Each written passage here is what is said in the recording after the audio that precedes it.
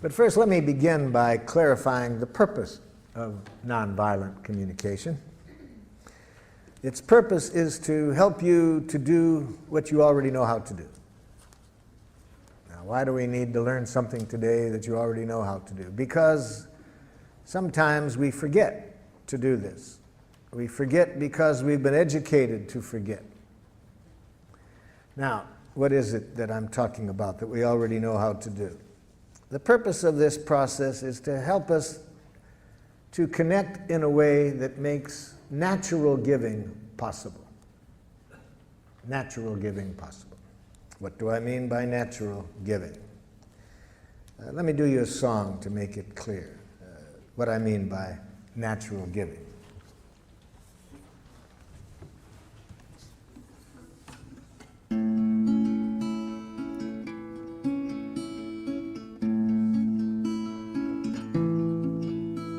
I never feel more given to than when you take from me. When you understand the joy I feel caring for you, and you know my giving isn't done to put you in my debt, but because I want to live the love I feel for you. To receive with grace may be the greatest giving. There's no way that I can separate the two. When you give to me, I give you my receiving. And when you take from me, I feel so given to.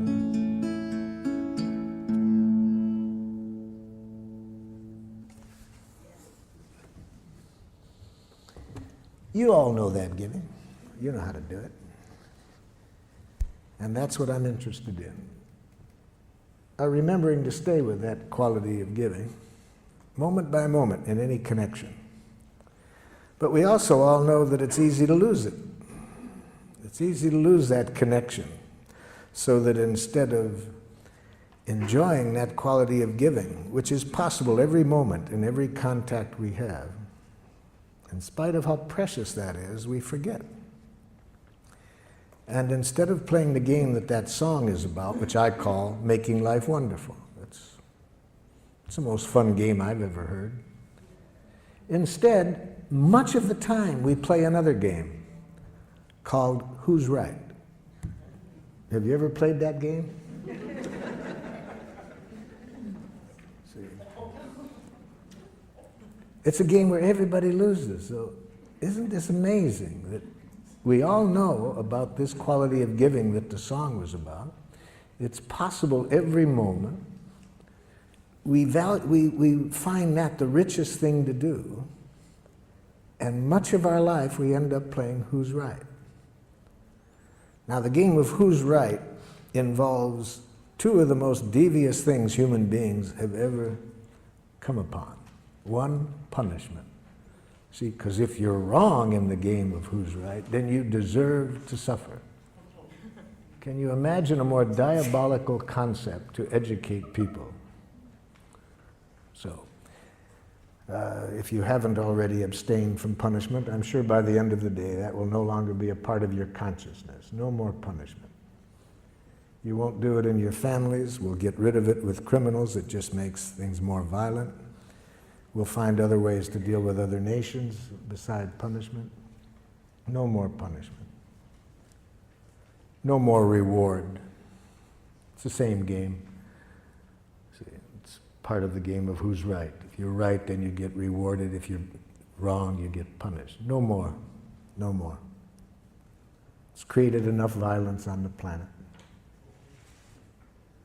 No more guilt induction. See? No more shame. No more concepts of duty and obligation. Just what the song is about. Natural giving. So how did we get off target? We got off target, according to Walter Wink, a theologian who writes in his book, The Powers That Be. We got off target about 5,000 years ago. We got off target because we started to get some wild thinking. Wild thinking that human beings are innately evil. And when you believe that human beings are innately evil, then if things aren't going as we would like, what's the corrective process? The corrective process is penitence, you see. When people are evil, you think that the way to bring about change when people are behaving in a way you don't like is to make people hate themselves for what they're doing. So for these political reasons and theological reasons, we started to develop a language that I call jackal language. It's a language that cuts us off from life and makes it very easy to be violent. Very easy to be violent. In fact, in that book I mentioned, Wink says that domination cultures, one of the things you have to educate people is to make violence enjoyable, you see. And we've done a good job of that. We make violence enjoyable in our culture. The 2 hours a night from 7 to 9 when children are watching television the most, in 75% of the programs they watch, the hero either kills somebody or beats them up, you see. And when does this happen? At the climax of the program. We've been educated for quite a while to make violence enjoyable. So even though I think what that song was about is what is really closer to our nature, this natural giving, we've been educated to make violence enjoyable, and educated in a way we can even be violent to our children. So what is jackal language like? See, jackal language, as I've mentioned, is a language of moralistic judgments. You think in terms of who's right, who's wrong, who's good, who's bad. And when you mention change, yes, we want change at times. So how do you get change in the jackal system?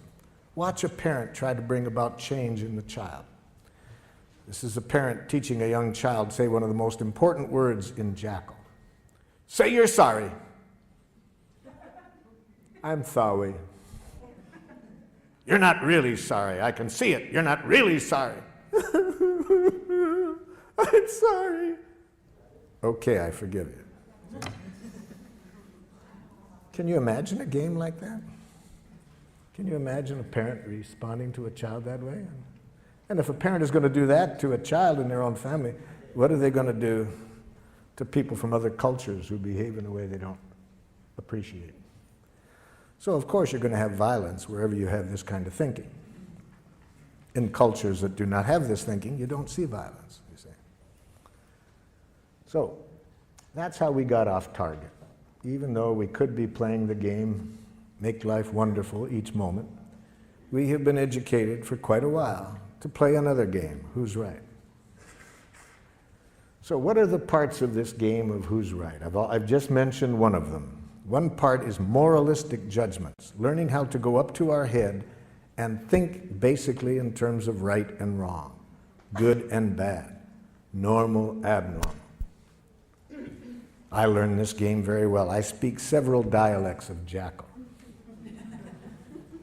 I grew up in Detroit. We spoke a rather harsh dialect of jackal. We might call it Detroit jackal.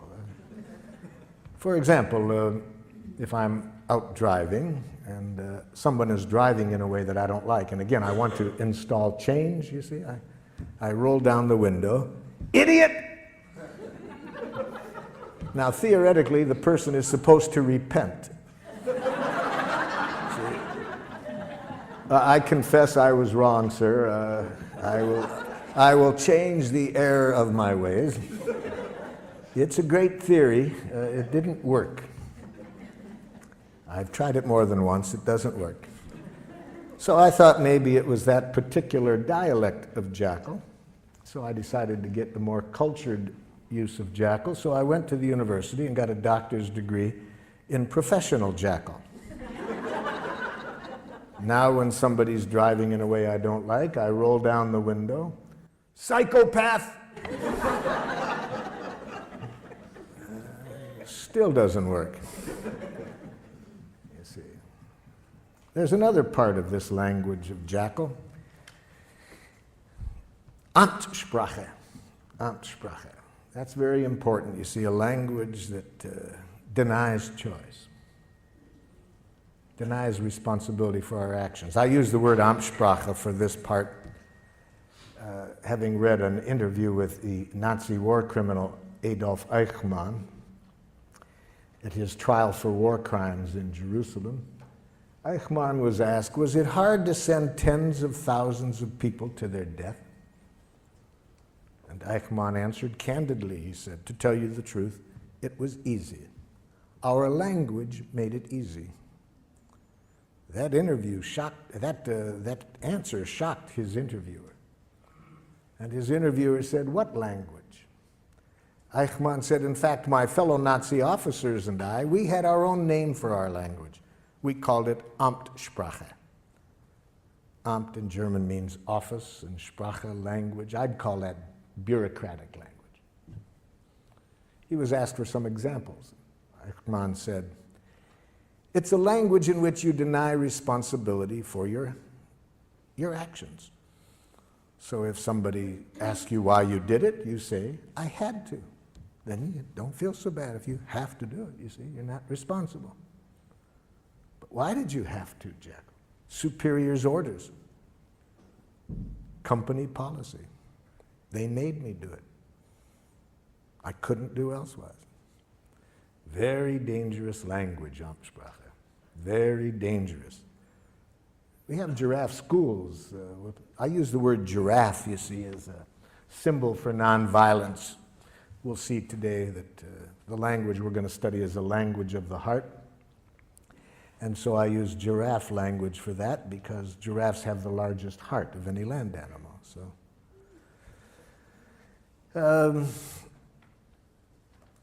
giraffe requires always being conscious of choice, you see. We never do anything that we don't choose to do. But I was teaching giraffe to a group of parents and teachers in one community, and we have giraffe schools throughout the world. We have 5 in Israel, 4 in Palestine, some in Serbia, and so forth. And in giraffe schools, of course, we want to make sure that certainly that the teachers and parents never use Amtssprache. One of the most dangerous languages in the world. To teach a child you have to do something. So I was saying this one time in St. Louis, Missouri, to a group of parents and teachers, and a mother got very upset. She said, but there are some things you have to do, whether you like to do it or not. It's our job as parents to teach our children what they have to do. I mean, there's things I do every day that I hate to do, but there just are some things you have to do. Well, I said, could you give me an example? She said, well, easy, there's so many, let me think. Okay, like when I leave here tonight, I have to go home and cook. I hate to cook. I hate it with a passion, but I've done it every day for 20 years.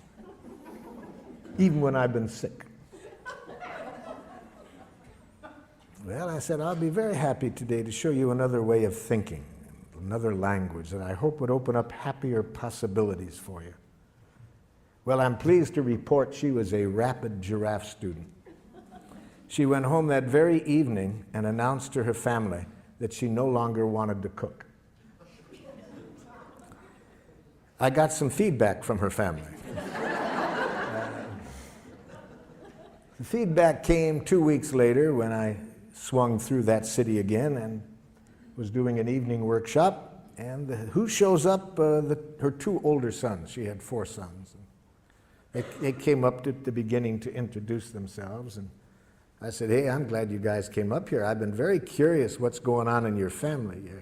Your mother's been calling me regularly, telling me about all the changes she made in her life since the training. And like, what happened that first night when she came home and announced that she no longer wanted to cook? The oldest son said to me, Marshall, I said to myself, thank God.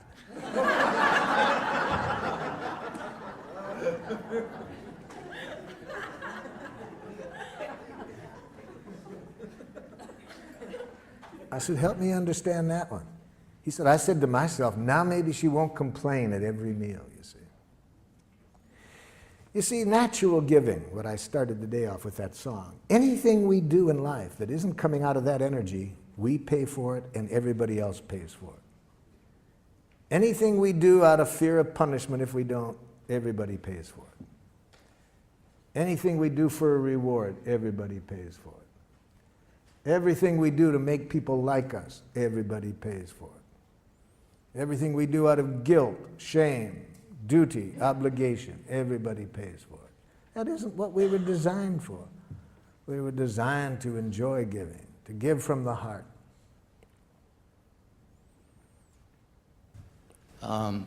Marshall? Yes. I'm over here. My son brought me to one of your seminars, and I met you some 10 years ago. Yes. In Oakland. Yes. Now I'm trying to bring my son back to come here, and he said last night when I told him I was coming here, he said, well, why don't you go? I have a couple of appointments. Maybe you could teach me something. So I thought I would come to learn something. Maybe I can teach him. But I'd like to teach him, and I don't know how to do that. Well, I'd like to teach him to at least give me the time of day to communicate with him. He doesn't do that willingly. Okay. And when I try to demand it, it becomes worse. Yes. So how do I do that? Well, that'll be a good situation to work on today, because I'm going to ask everyone to think of a situation right now where somebody's behaving in a way you don't like. So in this case, it's your son who, when you ask him to communicate, he says no. The first thing I'll suggest is you can't teach anybody anything. That's right. And to have that as an objective is itself to create problems. So, yeah. So let's change the objective. Let's never try to teach anybody anything or to change anybody. If that's your objective, you'll create resistance. So that'd be my first suggestion today. Never try to teach anybody anything or to change anybody. That clear? Yeah. Okay. So what do you do then? Give up? No. See, this is the thinking that's been shaped in us by Jackal. See, the game of who's right, win, lose. So then if we can't change and win, then the option we think of is to be a chump and lose, you see. We've been educated to think in those two ways, win, lose, right, wrong. No, I'll show you a way, another option. Okay, let's get into it. Let's give you a chance to practice it. Some of you have already thought of situations, such as somebody you want very much to communicate with, they say no. So, think of somebody at the moment who is behaving in a way that is not making life wonderful for you, and you'd like to get to the place that the song was about, where everybody's needs can get met and people are giving to one another from the heart, willingly, not out of coercion, you see. Let's see if we can show you a process to get there in this situation, to get everybody's needs met, and where people give willingly, not out of any coercion. So maybe you are living at home. Maybe you choose today to work on a child that you are living with at home who says horrible, horrible Jackal things such as, no. Oh, you laugh. You try living with one for a while. Please brush your teeth. No. Maybe you are living at home with a Jackal-speaking partner who says horrible Jackal things such as, that hurts me when you say that. We'll see today that it's a violent act to say others make you feel as you do. See? To imply that others can make you feel hurt or angry. Maybe at work somebody's behaving in a way you don't like. They come late. They're not producing as well as you would like.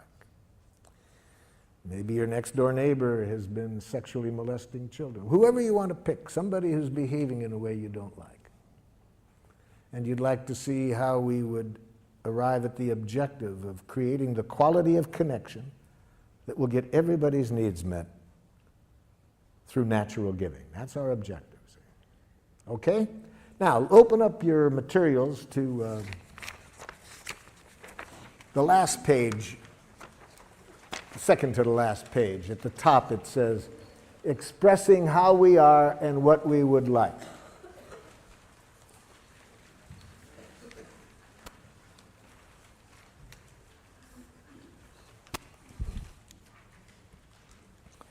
And it says under A, think of someone who does something that makes life less than wonderful for you. So this person that I'm asking you to think about, who's presently behaving in a way you're not crazy about, and what I'd like you to do is answer this question. Write here one thing that the person does that you don't like. We're going to work on one specific action that the person does that you don't like to get you familiar with the process today. Maybe the person does several things, but we're going to show you how the process works by showing you how to communicate with the person about one specific thing they do. So write under A one thing this person does that you don't like. Now, when I was here in San Francisco working with the school system back in the 70s, the superintendent of schools asked me to go into an elementary school. He said the parents are complaining about the quality of relationship between these teachers and the administrator. They said the tension in the school is so great that the parents want to take their children out of the school. So he asked if I would go in and see if I could open up better communication between the staff and the administrator. The plan was I would meet first with the teachers and then get the teachers and the administrator together. So in my meeting with the teachers, I started with the question that I just asked you. I said to the teachers, can you tell me one thing that the administrator does that makes it hard for you to work with him? I was asking for an observation, a concrete behavior. What is one thing he does? The first teacher to respond said this: he has a big mouth. Now, can you see the difference between the question I asked and the answer I got? I did not ask, what size mouth does the principal have? So this teacher was giving me an evaluation, an analysis that implies wrongness. You see, we've been so trained to think that way that sometimes we can't separate fact and opinion. All we see is our enemy image. See, whether it's an individual or a nation, we have been trained to think in enemy images, wrongness. And it obscures reality. We don't see the behavior, we just see our enemy image. In his book, Out of Weakness, Andrew Schmuckler says that when cultures are taught to think this way, not to just see the person, but an image, a judgment they've made, bombs are never far away, you see. So I pointed this out to the gentleman, that this was not an answer to my question. I wanted to know one thing the principal did. This man was stuck. He just couldn't get it. The woman sitting next to him tried to help. She says, well, I know what he's referring to. I said, okay, help him out. What's one thing that the principal does? He talks too much. No, too much is a judgment. I ask for an observation, not a judgment. See, this is how jackal-speaking people think. They really have been brought up to think there is such a thing as a just right amount of everything. And too much and too little, and that they know what it is, see? So they think that way. It doesn't make resolving conflicts too easy with them when people have an idea that there's a right and a too much and a too little, and they know what it is. And especially when they mix it up with an observation. I was just asking, what does the person do? And again, for the second time, this person couldn't see the behavior separate from the judgment. A third person tried to help. Well, I know what they're talking about. Okay, what? He thinks he's the only one that has anything worth saying. No, telling me what you think he thinks is an evaluation you're making of what you think is going on in his head. I was asking for what does he do? A fourth woman said, he wants to be the center of attention all the time. I said, now you're giving me a judgment or a diagnosis of his motives. Even if it's accurate, it's a diagnosis of his motives. It's not an observable behavior. My question was, what does he do? Now the entire faculty sits there quiet. Nobody can answer the question. And one of the women said to me, boy, Marshall, that's hard to do. Yes. In fact, the philosopher Krishnamurti says that to observe without evaluating is the highest form of human intelligence, you see. So those of us who have been taught to think in these enemy images, immediately to think right, wrong, good, bad, normal, abnormal, appropriate, inappropriate, to this, to that, we can't see reality. All we see is our enemy images.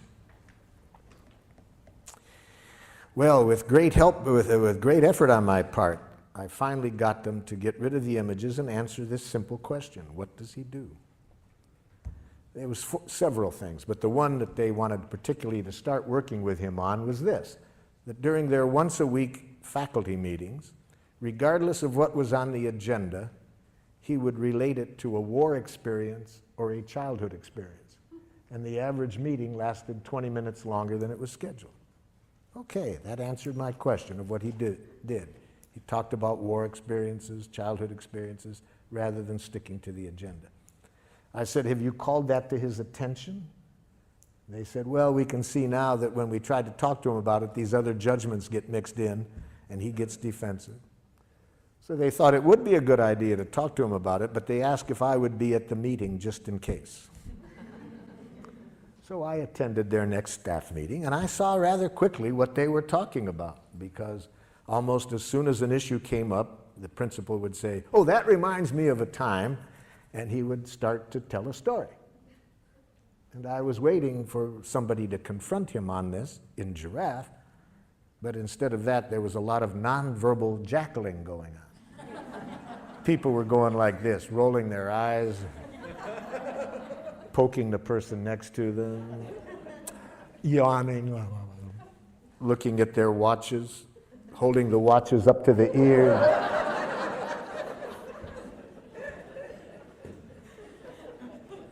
And I watched this scenario going on for a while, and I said, excuse me, but isn't somebody going to say something? Now there's a silence, and the man who spoke up in our first meeting, I could just see him getting his courage up, and he looks at the principal and says, Ed, you have a big mouth. So let's see if whether what you wrote down answered the question I asked. Is it an observable behavior, or did you mix in any evaluation? And my two friends here will help us to make this evaluation. This animal has been taught to, somewhat like a police dog, to sniff out narcotics. If there's any jackal mixed in, he will howl. If you answered the question, this animal will dance. So, sir, what did you write down? My dad blames my wife for my choices. He does what? My dad blames my wife for my choices. Yes, blames is a judgment. See, that's already putting evaluation into it. Dad, do you see yourself as blaming her? No, I see myself as calling attention to the facts. So see, Dad doesn't see that as blaming. No, I'm educating. Thank you, Dad. Yes, okay. So how do we say it? See, we need a direct quote. We need to give to make it an observable behavior, we need to say, my father says what? All of his problems. You are responsible for all of his problems. Wait a minute. He says this to the wife. You are responsible for all of his problems. That's it. Yes, okay, that's a direct quote. That's what he says. That's giraffe language. You made a direct quote, okay? See, as soon as you have the word blame in your consciousness, it's going to change the whole energy with which you approach the person, because you're basically making a judgment of them as blaming, which everybody knows is wrong. You see. Yes? I have the mic. Oh, excuse me. Lately, my son is not doing his history homework. Okay. My dad makes harsh judgments and insulting remarks. Oh my God, you've killed my poor jackal.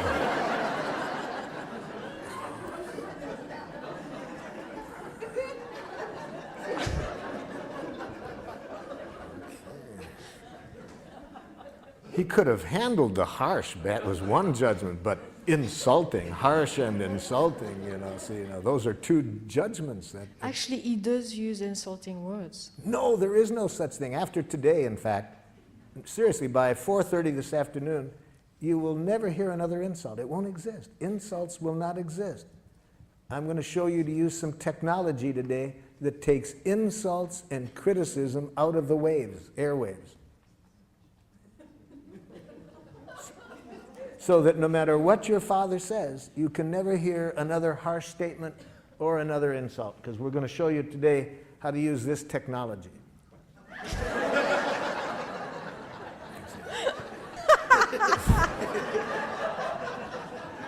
And with this technology, it will be impossible for you to hear criticism, harsh remarks, insults. With these ears, all you can hear is the only thing human beings are ever saying. Please and thank you. See, that's all. We're going to show you today that all what used to sound like criticism, judgments, blame, are simply tragic, suicidal expressions of please. My brother Yes. yells at me to get in the car to go to school, and then he makes me late to school. Who yells? See, but you see, yells is a kind of a little bit of an evaluation. He speaks in a tone of voice. Yeah. You see. Okay, it's the tone of voice. I was asked at Lincoln High School. Is there Lincoln High School in San Francisco? Yeah.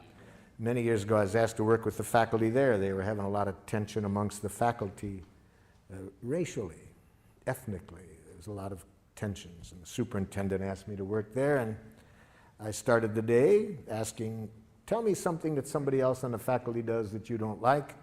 Man turns to the woman next to him and says, I don't like it when you yell in our faculty meetings. She says, who yells?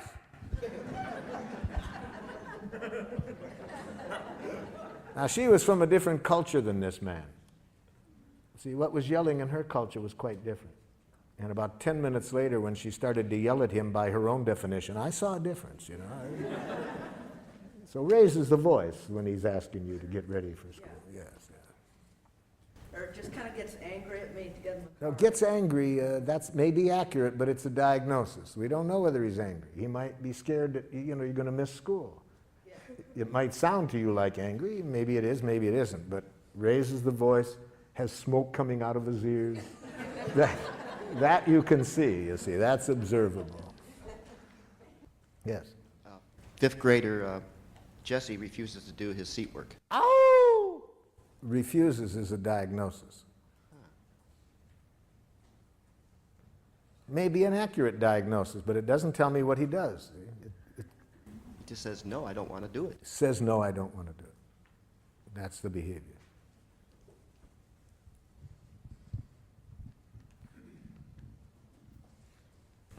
My husband doesn't tell me things which will affect me deeply. Okay. It's the first jackal husband I've ever heard of. This is a new experience for me today. A student in my class incessantly talks loud, won't stay seated, or keep his hands to himself. I hear about 3 judgments in there. Let's go over it slowly, because I hear 3 diagnoses. Say it again, so we'll hear the 3 diagnoses. Incessantly talks loud. Loud is your interpretation. Louder than you would like. If you want to say it, put it that way. Louder than I would like. Won't stay seated. Won't is a diagnosis. Doesn't stay in his seat after I've told him to. He might in the future. We don't know whether he will or not. So that's a diagnosis. Doesn't at the moment. Doesn't when I ask him to stay in his seat. And does not keep his hands to himself. And does not keep his hands to himself. Mm-hmm. Okay. Since coming to the introductory presentation on Tuesday night, I've been very aware of hearing evaluations. Yes. In myself and especially in other people. And so I started to wonder, are all of those violent communications, or would there be a way that some of those are, according to this model, nonviolent? I would say that any evaluation of others that implies wrongness is a tragic expression of an unmet need. Tragic in the sense, for two reasons. First, it decreases the likelihood that we will get what we want. Even if we don't say it out loud, even if we think it, if we are even thinking that what somebody else does is wrong, it decreases the likelihood that we will get what we want. And second, it increases the likelihood of violence. So what could be more tragic than that, than expressing ourselves in a way that gets in the way of our getting what we want and increases violence? So anything that we want to say that implies wrongness on the part of the other person, I'm suggesting, is a tragic, suicidal expression of an unmet need. Say the need. Learn a need consciousness, which is what we're going to get to now, you see. That's how we evaluate in nonviolent communication. We evaluate from the heart. We make judgments, but we make need-serving judgments. We judge whether what people are doing is meeting needs or not. We don't moralistically judge the person for what they did. We judge whether it's serving life or not, because needs are our direct connection with life. They're the life that's going, needs are the life seeking expression within us. So we evaluate with reference to that. And that requires two kinds of literacy, feelings and needs. So let's be sure that we are all speaking the same language when I use the term feelings and needs. So under B, it says, imagine that you are talking directly to the person and express how you feel when the person acts in the way described above. And use this form. Again, we're talking to the other person, we're telling them now what they did, and we say, when you do this, I feel how? How do you feel when the person does what you wrote down under A? Write that down.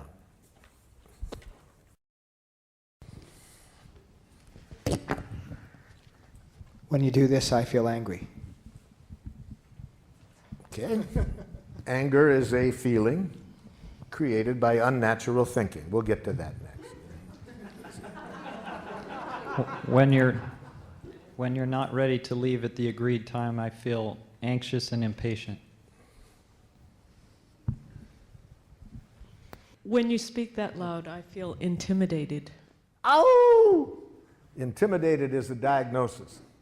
Be careful of words that are more descriptions of other people, what you think they're doing to you, like intimidating you. So write down the following as not feeling words. Do not mistake these words as feelings. I feel misunderstood. I feel used. I feel manipulated. I feel judged. I feel criticized. I feel ignored. For example, aren't there times when you think somebody's ignoring you? Don't you feel relieved?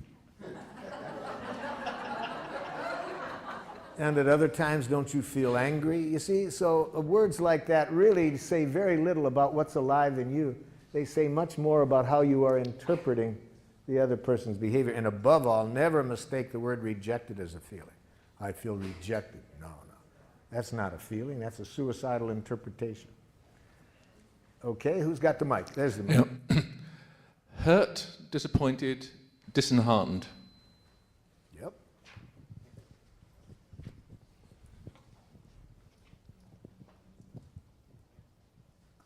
Feel angry and betrayed. Angry, yes. Oh, for betrayed. Betrayed is one of those words like intimidated, ignored, misinterpreted, used, manipulated. It's more a diagnosis of the other person than a feeling. What about contracted? Contracted? If you mean tense and like that, okay, if it's that. When you call me up and speaking loudly tell me you're going to cut off funding, I feel angry and scared. Mm-hmm. When you leave the dishes in the sink, I feel powerless over my environment and time, which feels frustrating and scary. When you start talking loudly in the middle of my sentence, I feel hurt because I think you are not listening to me. Yeah, the feeling is great, but you're going to lose it when you follow the word feel with the word because I think. Anytime you're thinking, your chance of getting what you need is greatly decreased. Especially when you follow the word think with the word you. Then I think you not only won't get heard, I predict a defensive, aggressive reaction. So it's going to be hard for people to care about your feelings when you follow that with a diagnosis that implies wrongness. But we'll get to that next, because we're going to see next that when after the feelings, there's two places we don't go, and one is up to our head. See, we stay in the heart with feelings. We don't go up to the head. We stay in the heart and connect with needs. But we'll get to that, yep. If we want to use nonviolent communication, we want to be sure that we do not use the feeling in a violent way, because feelings can either connect us at the heart or they can contribute to more division and violence. So we certainly do not want to ever express our feelings in this way. I feel as I do because you. Okay? We never want to express our feelings this way. You make me feel. Now that will be a hard habit to get away from, because in a jackal culture, feelings are very instrumental to using guilt as a way of manipulating people. The way to manipulate people is if you can convince them that they make you feel as you do, then they should feel guilty and change, you see. So it's another form of this violent game. So, for example, if you are a parent and you want to use feelings in a violent way rather than a connecting way, you would express it this way. It really hurts me when you don't clean up your room. Okay? Or, you make me angry when you say that.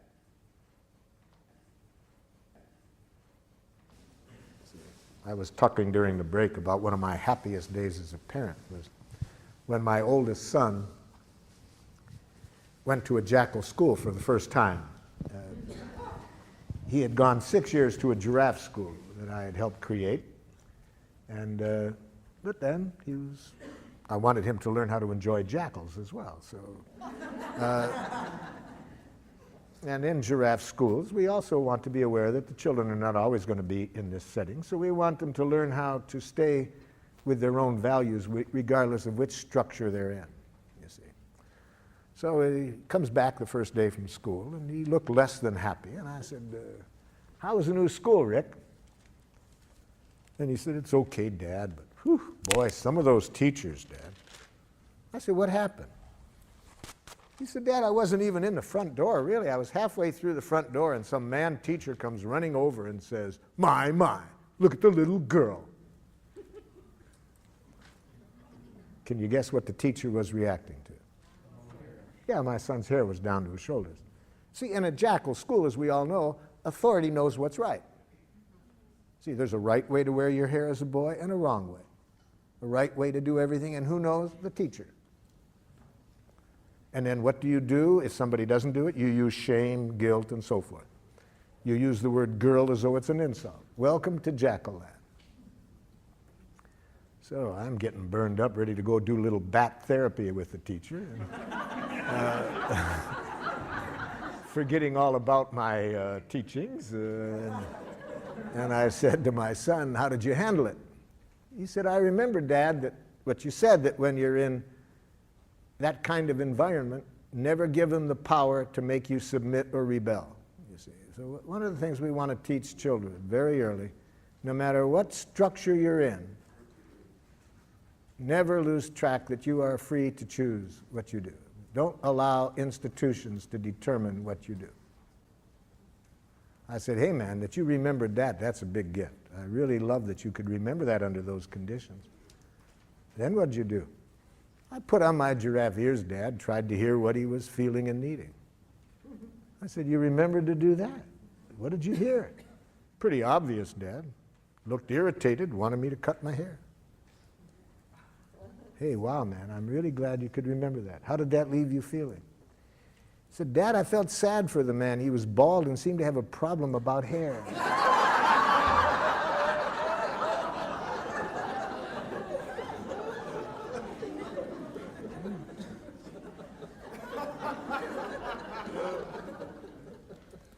So we want children, the same thing we want to teach adults. Institutions can't make you do anything. Other people can't make you do anything. No human being has ever done anything they didn't choose to do. A Palestinian in the village of Hebron disagreed with me one time. He said, I don't agree with you, Marshal, that we only choose to do. Where was my choice 2 days ago? A soldier puts a gun at my head and says, take off your clothes or I'll shoot you. Where was my choice?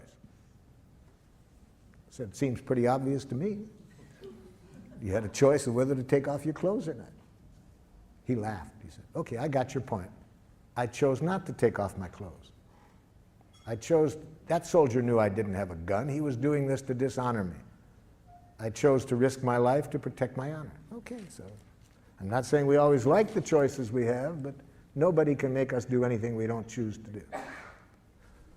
So I said, apparently the soldier also chose not to shoot you, or else he was a very poor shot. My children taught me this about nobody does anything they don't choose to do. From the time they were 2 years old, they educated me that I couldn't make them do anything. All I could do is make them wish they had.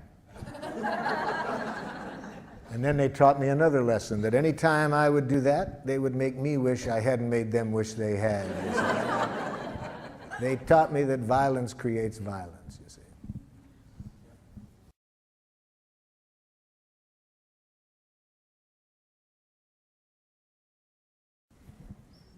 Okay, the next step then. We do not attribute responsibility for our feelings to the other person. We never say that you make me feel or I feel because you. Instead, we are conscious that the root of feelings are needs.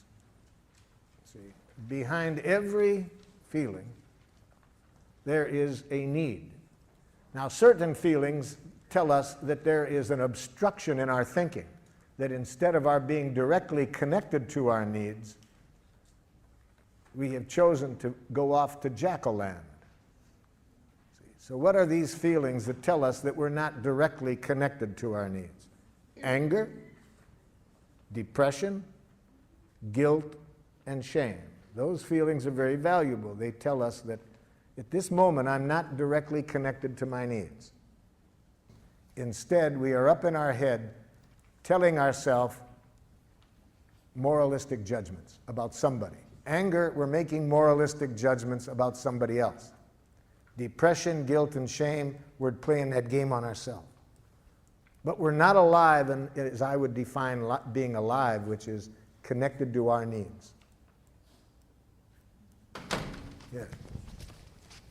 Do you make a distinction between needs and preferences or desires? Yes, we make a big difference, as we'll see when we get to the next step now, because needs contain no reference to specific ways of getting the needs met. Those are preferences or strategies or requests. So we make a big difference between needs and between preferences, requests, strategies. So let's get into that. Let's right now connect our feelings with a need. Let's not go up to our head and think about the other person. Let's go into our heart and connect our feeling with our need, because needs give us the most power with people. See, giraffe is based on a power model, power with people. It increases our power with them in the sense that it increases people's willing giving to us, to enjoy giving to us. That's power with people. We have been trained in a power over model, the use of punishment and reward. That's power over people. To get them to do things not because it's coming from their heart and they want to contribute to our well-being or to life, No, they want to avoid punishment or get a reward. So we want to increase power with people. And the most powerful form of communication to do that is to bring people's attention to our needs that are not getting met. When people's full attention is on our needs, they hear no criticism, no demands. It is natural to enjoy giving. But if we hear any criticism or demand, we lose connection with that natural desire to give, and now we want to defend and attack. So let's learn a language of needs. Under C, it says, imagine again that you are talking to the person and express your reasons for feeling as you do this way. When you do what I described, I feel as I expressed because I am needing or because I need. See? So now see if you can identify what need of yours is not getting met. Leave the word you out of here, because that will mix up need and preference. Leave the other person out of here. Just express the need without reference to the other person.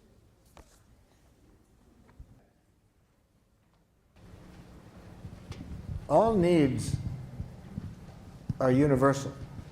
Every human being in the world has the same needs. So you can look at what you said and see whether this applies. You see. So if what you wrote down is a true need, every other human being in the world has that need. We're all created out of the same energy. So we really see this at the level of needs. All human beings have the same needs. What differs immensely is the strategies that we have been educated in for meeting the needs. Different cultures educate people to meet the needs in a different way, but the needs are the same. Who wants to check theirs out? Okay. To know that you are responsible and honest. That notice brought the other person in there.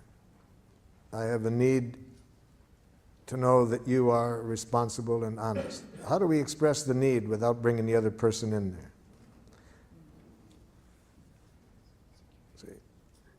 Now, we can bring it in one way. I have a need for your happiness, for your protection. We can say that. Okay. See, but not the way you're saying it. Yes? I need to be seen and heard as who I truly am. I have a need to be seen and heard as who I truly am. Okay? Now, I have an impulse to qualify that and to say free. To be free. I have a need to be. The last word in that sentence is who I truly am, free. I have a need, who I truly am, to be free. Yes, that's a need we all have. The important thing will come out when we get to a request, because that's a request that only you can meet. Other people can't do that. They can't meet that need. So if you don't know how to meet it for yourself, for freedom, you won't have that need met. I'm feeling a bit frustrated because I'm noticing that everything is a strategy. In other words, mine is a need for an aesthetic environment. But underneath that, there is a need for serenity. And my serenity doesn't come from the environment. So this entire request, starting at A, is a strategy to get something called serenity. Okay, that's a need then. I have a need for certain peace, but isn't there a need in there for certain aesthetics that will... Right, but it crumbles the house of cards for me of wanting the sink not filled with dirty dishes. Help me understand that. Why wouldn't if you have a need for serenity... But serenity doesn't come from a clean sink. Okay, then we haven't got the right need then. Or then it's not that you want the sink cleaned out. But I'm projecting that need onto the sink, thus onto a behavior of someone else. Well, the other person's behavior can be getting in the way of our need getting met. If the dishes aren't done, and it could be some needs of yours are not being met by that. Then you have to identify what the needs are that are not getting met. I'm not sure. I'm really not sure that I'm not basing an assumption that by having that sink clean that I'm going to have serenity, and I think it's a false distinction. Well, the nice thing about being clear about our request is we can test it out. If I say, for my need for serenity, I'd really be grateful if you would clean up the sink. The person does it, and I'm still not serene. Okay, that helps. I know that doesn't work. See, we never really know what we want until after we get it. If after we get it, it makes life more miserable, then we know that isn't what we wanted. If it makes life more wonderful, then we know that is what, a strategy that will meet our need. That's what makes life fun. We never know what we want until after we get it. That's why Paul Tillich, the theologian, says that Christianity requires the willingness to sin courageously. You ask for what you want, hoping to meet your needs. You get it, it makes life worse. Okay, now I've learned that isn't what I want. Wouldn't it be boring to know what is wrong? Yes? When you do what I described, I feel as I expressed because I need respect and acknowledgement, and I need to be able to feel safe in my job environment. I hear needs in there. Yes.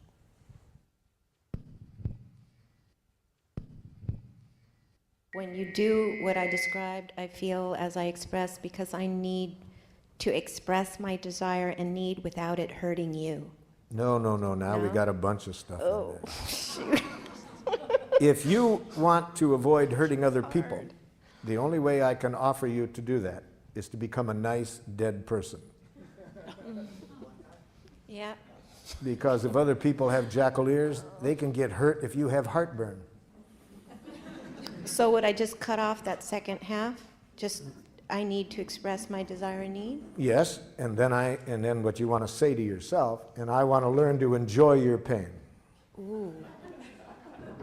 Which Whoa, is, we're going to show you enjoy. after lunch how to enjoy the other person's pain. Ooh, that sounds... It's one of the most loving things you can do, you see. If you, as I will define it, obviously I don't mean in a sadistic way.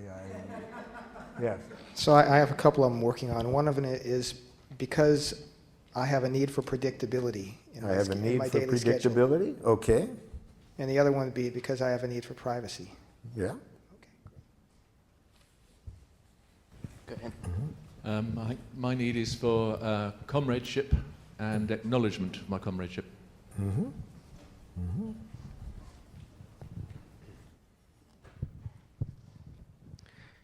I have a need to memorialize the life of your father, and in doing so, honor the life of your entire family. Have a need to honor this life, yes. I have a need to have communication with other people that is open and supportive of life. Need for supporting of life, openness, okay? Mm-hmm. When you do this, I feel hurt because I have a need to be heard and understood. Yes, very important need, that need for understanding, to be heard, to be listened to, empathy. There's different ways of expressing it, but it's a critical need, one that we have daily. Daily, yes. Bottom line, I have a need to love you and to let your love in. I have a need to love, but don't bring the other person in there. To let I have a need for to love and to let love in. and to let love, yes. See, our needs don't, when we believe that our needs involve another person doing something, we take a very abundant world and make it scarce very quickly. So we don't want to mix up our need and a request. See, we may have a request, a strong request, that a particular person meet our need for love. See, that's a strategy. We may want this particular person, but we don't have a need for that person to love us. That's mixing up the need and the request. We have a need for love. We have a strong preference that this person take the actions to meet that need. But we don't want to mix up the need and the strategy. Okay, let's take one more and then we'll go. We've got to move on. Yes. Yeah, I'm confused if this is a need or a strategy. Okay. I need to feel loved. Ah, loved is a very important word. I need love, yes. But now, That word love is so important that we got to get real clear what we mean about it when we use it as a giraffe. See, watch what happens when a giraffe and a jackal get together on this love. See, watch this jackal ask a very dangerous question. But notice that the giraffe is too smart ever to answer this question. Watch. Do you love me? Jackal, before I can answer your question honestly, I need to get some important things clear. Are you using the word love as a feeling? Well, of course. Okay, well, I needed to get that clear. So you mean, am I feeling certain warm, cuddly, tender feelings toward you? Yes. Okay, I needed to get this clear, because see, we giraffes do not use the word love as a feeling. It's much too important to us to get it confused with a feeling. It's a need for us. But since you use it as a feeling, okay, I'm glad to know that. So would you please then, now that I know that, would you ask the question again? Do you love me? When?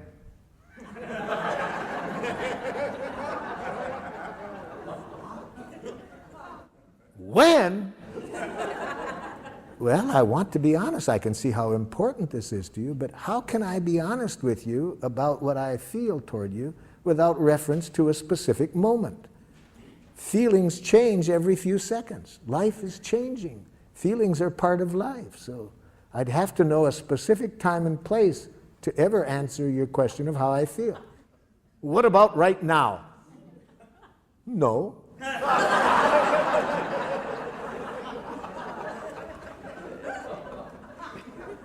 But try me again in a few moments.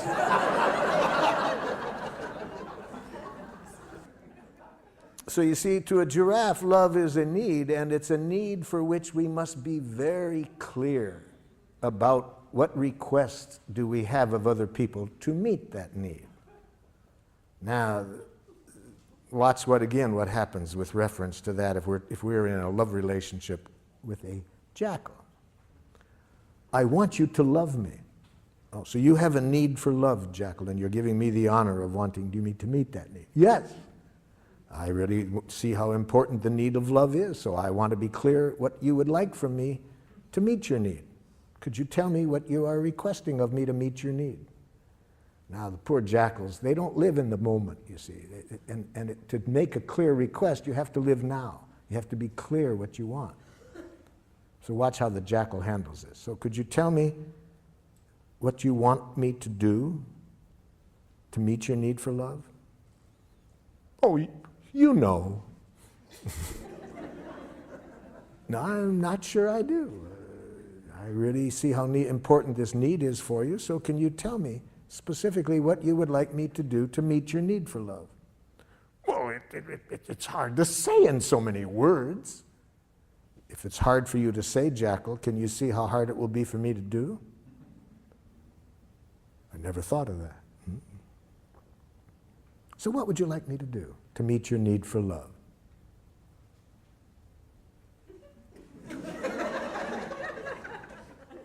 It's embarrassing to get clear. Yes, it is, because much of our oppression in close relationships comes from saying to people, I want you to respect me, I want you to love me, I want you to understand me, without our being real clear what we want when we say that. So what are you wanting, jackal, when you say you want me to love you? I want you to guess what I want before I even know what it is. And I want you always to be willing to do it. Thank you for defining it that way, jackal. Would you please find someone else to meet your need for love?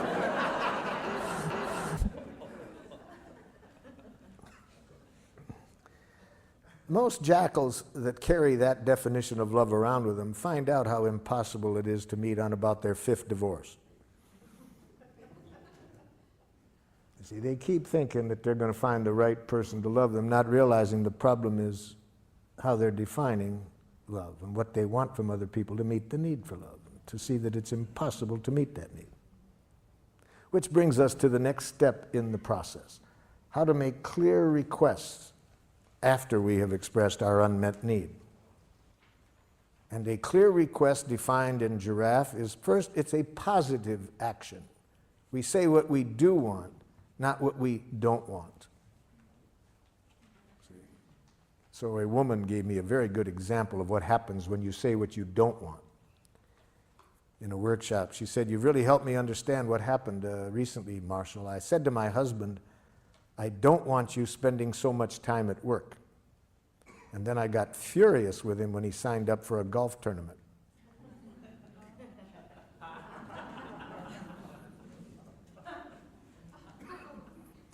A teacher gave me a similar example. She said, "Just yesterday, Marshall, I said to this young boy, please, I don't want you tapping on your book while I'm talking." So he started to tap on his desk. Saying what we don't want doesn't make clear what we do want.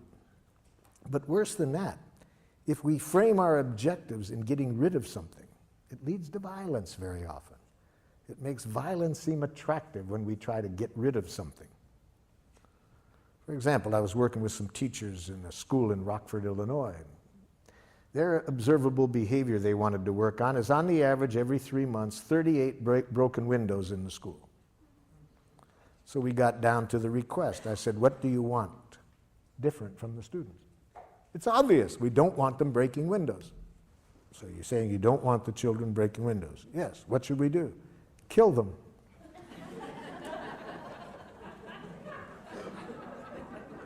Research has demonstrated dead children break no windows.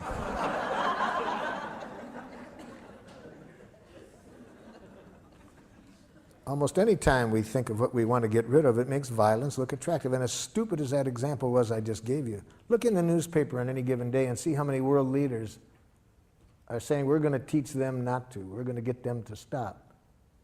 And they think violence is going to... See, it always makes violence seem attractive to...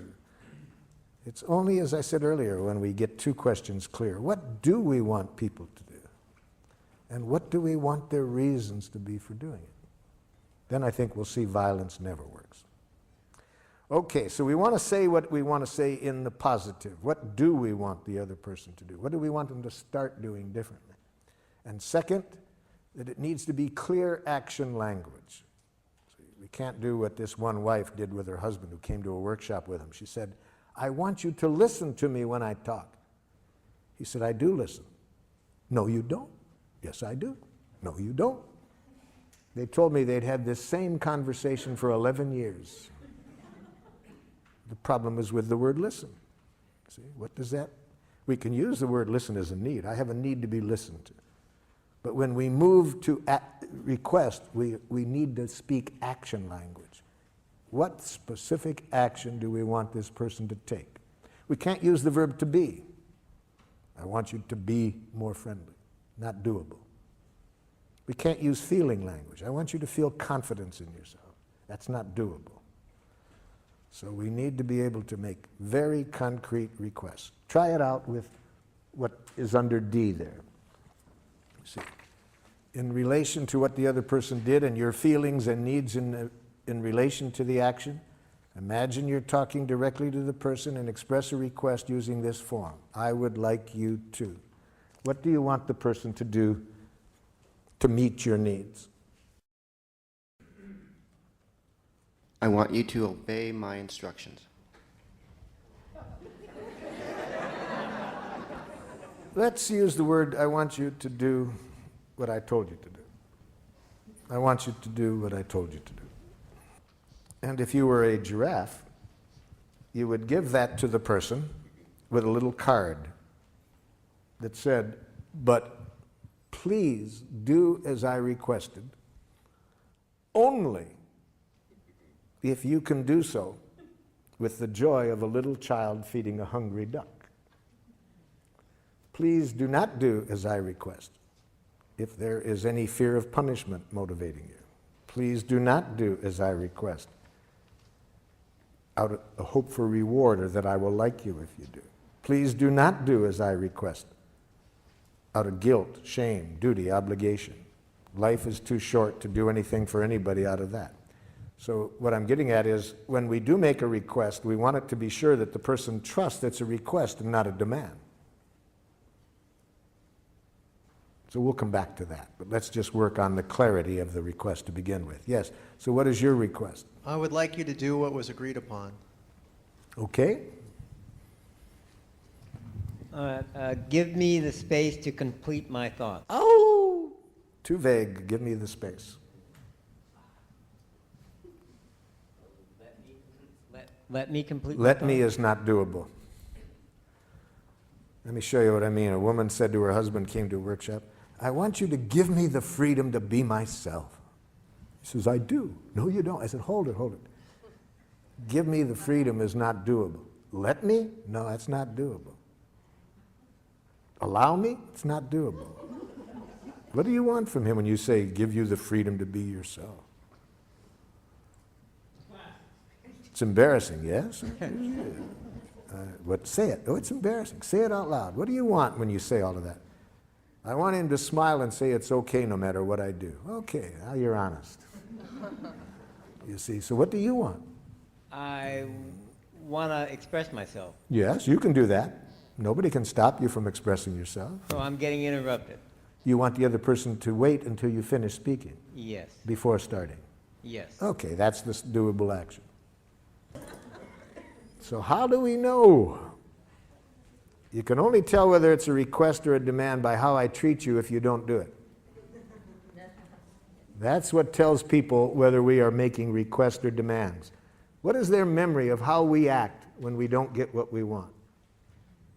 If people have in their memory any punishment on our part in the past when they don't do what we want, any blame, it will now be hard for them to trust that we are making a request and not a demand. It will take the joy out of giving to us. So let's follow that example a little bit more for me to show you what I mean. So I say to you, I'm really lonely this evening and would have a need for some company. Would you be willing to spend the evening with me? And you say, Marshall, I'm really preoccupied with some things at work and would really need some space to myself this evening. Could you find someone else to be with you this evening? And here's my reaction.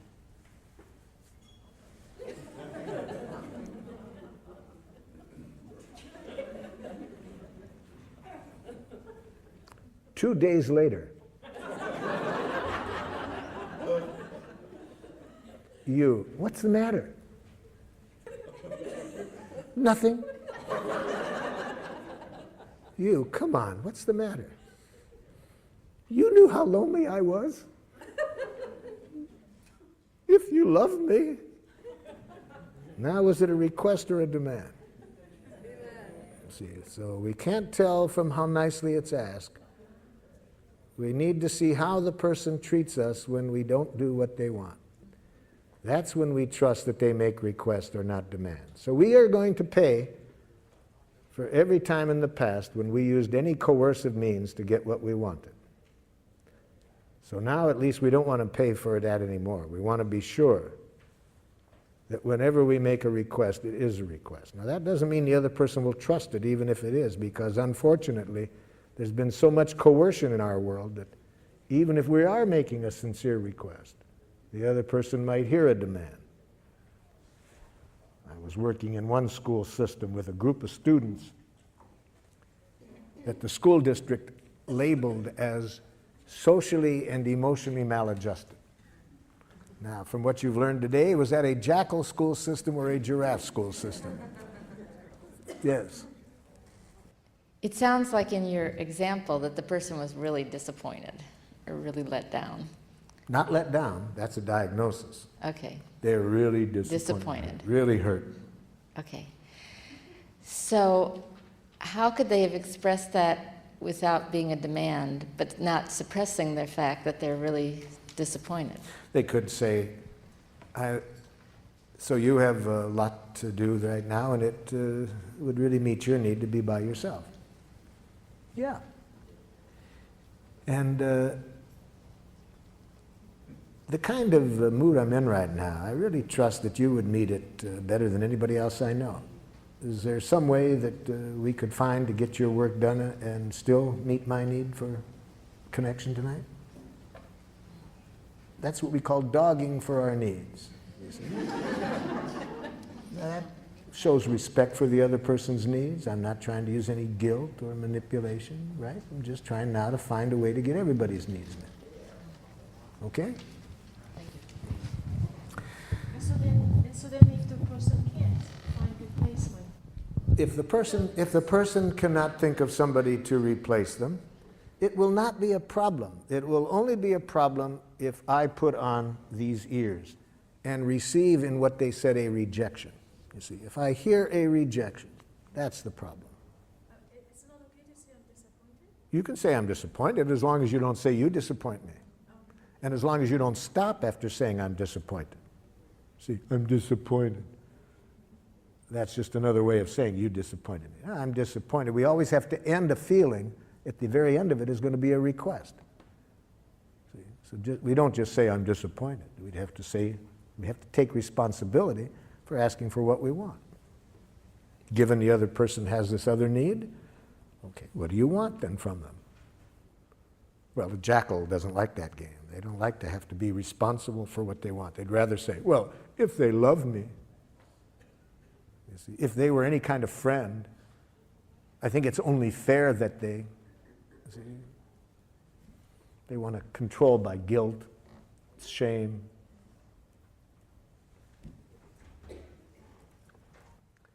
So the school district asked me to work with these students that were labeled socially and emotionally maladjusted. Poor school system doesn't realize that labels lead to self-fulfilling prophecies. When you label people that way, they're going to behave that way. Come on, be honest. If you are labeled socially and emotionally maladjusted, you're one of those students, doesn't that give you permission to have fun in school? Labels lead to self-fulfilling prophecy. So I knew it was going to be a rough day just by that label. So when I walk into the classroom, it already starts. Half of the students are hanging out the window, screaming obscenities at their friends in a courtyard down below. So I made a request. Excuse me, I would like you all to come on over and sit down, please. I'd like to tell you who I am, what I'd like to do today. Half the students come over. I wasn't sure the other half had even heard me, so I repeated it. Would you all please come over? Now everybody comes over with the exception of two young men. Just my luck, the two that didn't come over, the biggest ones in the classroom. And again, I wasn't too sure they'd heard me, and I was praying it might just be a problem with acoustics, so I said, would one of you two gentlemen tell me, please, what you heard me say? Yeah, you said we had to come over and sit down. You see the problem? I make a request. He hears a demand. So I said, sir, I have learned to always use sir with people who have biceps like he did. Especially with a tattoo on top of the bicep. I said, sir, could you tell me how I could have let you know what I was requesting so it wouldn't sound like I was telling you what you had to do? He said, huh? See, that's a radical paradigm shift for somebody who's been educated under domination conditions, domination structures where authorities claim to know what's right, you have to do it or else, you see? So it's a radical paradigm shift in giraffe schools where people don't make demands. They just make requests. So I realize this is not going to be easy with this gentleman. He's probably carrying with him a lot of traces of being punished when he doesn't do what other people want, or blamed. I'm not expecting him to give that up right like that. So I said, sir, how could I let you know that I was requesting something of you without it sounding like I was bossing you around? I don't know. I said, just what's happening between you and me right now is much that I wanted to talk about today, because I was wanting to look at a way we could interact where nobody bosses others around. And I didn't expect life to be so easy. That was all he needed. He trusted at that point that I wasn't trying to tell him what to do. And he came over and we had a very cooperative day. But as long as people hear our request as demands, they have only two choices, submission or rebellion. And neither of us are going to connect us with people in a way that's good for anybody. So the main thing that's the difference is not how nicely we say it, but how we treat people when they don't do what we want. Now, let's hear a few of these so we can see what kind of reactions you might get back. If you openly express your heart, you try to your best not to criticize, not to demand, what do you get back? She gets excited and defends herself. Well, need to hear the specific statement, but I don't know what you mean by defends herself. What does she say? Got to be specific. For the next exercise, we need to know specifically what the person says or does. See, that's your diagnosis that she's defensive. What does she say?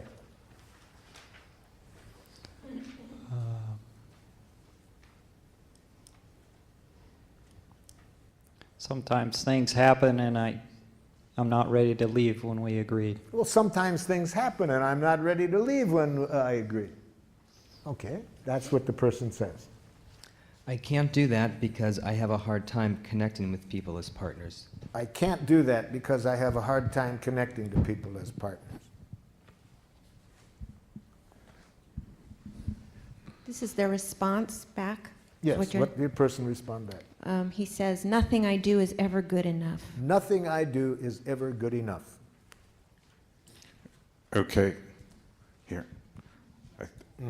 Guess I should go through the whole thing. She says she doesn't like the way I wash dishes or make the bed. Yes. I feel angry and resentful. Yes. I feel as I express because I need to be accepted for my willingness and ability to do a job the way I do it. Yes. I would like you to acknowledge my work positively. Even if I don't feel like it? How do you want me to, how would you like me to respond positively when an idiot could do a better job making a bed than you do? Okay, that's the last thing. She would say that she can't because I never do it the way it should be done. Yeah, so the problem there is with the present request. What do you want from this person? I think what you want is this. I'd like at least some gratitude expressed for my willingness to do what I did. And if I could get at least the gratitude for that first, I could better hear how you would like me to do it differently. Would that be closer? It'd be closer, but I'd still like her to accept the way that I do it. What does accept mean? Now we got to translate accept into a doable request. What if this person has a sense of aesthetics? You see, I can already tell what the problem is in your relationship. I've already made a diagnosis. You want to hear my diagnosis? Okay. You are a slob and she's a neat. See, there's these two kinds of people in the world, slobs and neats. And for some reason or other, they always live together. It doesn't make sense to me. You see, there's so much of this goes on every day about how to wash the dishes, how to make the bed. Now, I'll give away which one I am. I once cleaned the house immaculately. And my partner came home and said, I thought you were going to clean. True story, true story. So you know what I am, right? I wrote her a song that night that goes, if you wonder about the cause of my domestic distress, it's that my partner is antiseptic and I'm a total mess. Last night at 2 a.m. I had to go to the head. In the time it took me, she made the bed.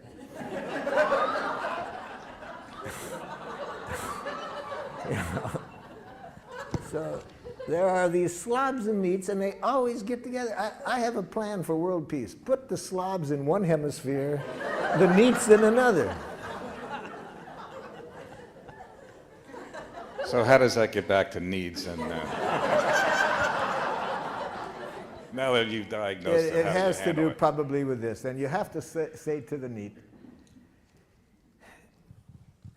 I'd like you to agree that there can be different ways of doing things. Is that what you want? My solution was that I just don't do it anymore. Well, a typical slob solution, yes.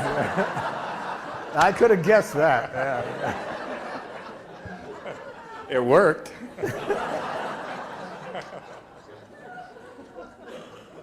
I would really like some acknowledgement. First, I'd like some expression of gratitude for what I did.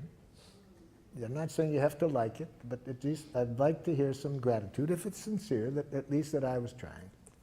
Second, I'd like you to agree that there can be different ways of defining what is an adequate way to make a bed.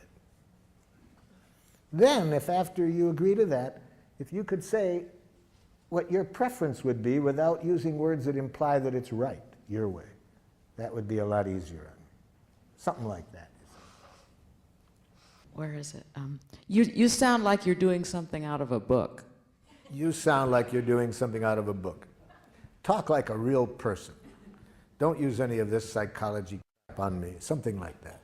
Yes, yes, yes. Especially they're going to say that when you're a baby giraffe, you know, because you're trying a new way and it's going to take a while and it's going to go slowly. And when I was first learning this, I was having a conflict with my oldest son, and I was sounding like it was coming out of a book. I was having to stop and think everything I said. And the poor guy, he had his friends waiting for him, and he said, "Daddy, it's taking you so long to talk." I said, "Let me tell you what I can say quickly. Do it my way or I'll kick your ass."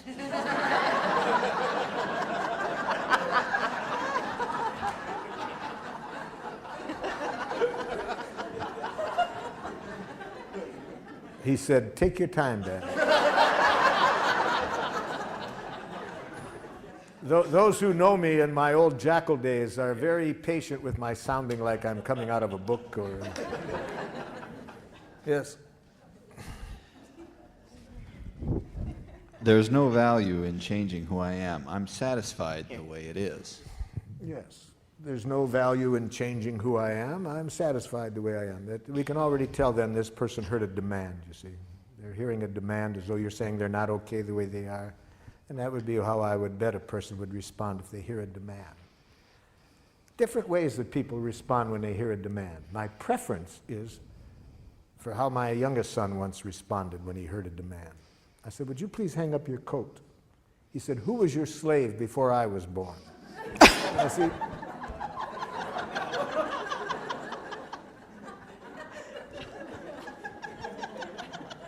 I like that way because I know he hears a demand then, right? It's pretty clear. Now, then there's other people who it's harder to guess if they're hearing it as a demand. For example, you say to them, "Would you please come over and just sit on the couch with me and talk with me?" The person goes like this. Okay. Now, if you're smart, you'll say, "Oh no, stay away." They're hearing a demand, you see, but they're giving in. But the worst case scenario, this is the dangerous one, you see, is if the person hears your demand, your request as a demand, and they respond this way. "Oh, sure, I'll do it." And they do it. But they did it to buy your love. They did it because they were afraid that if they didn't, you wouldn't like them. Now, how will you find out? You'll find out eventually. You might find out like this one woman did who showed up at my door in 2 in the morning. 2 in the morning, my doorbell's ringing one morning. It's pouring rain outside. And this woman, not 8 months pregnant, crying. I said, come in. I sit her down in a chair. What's going on? I didn't know how she got there, but she told me that her mother had been in a workshop with me a month before, and she had just called her mother up to tell her about what happened, and the mother said, "Oh, there's a man in your town that you might want to go and talk to." So that's how this woman shows up in my door at 2 in the morning. Now, what was the problem?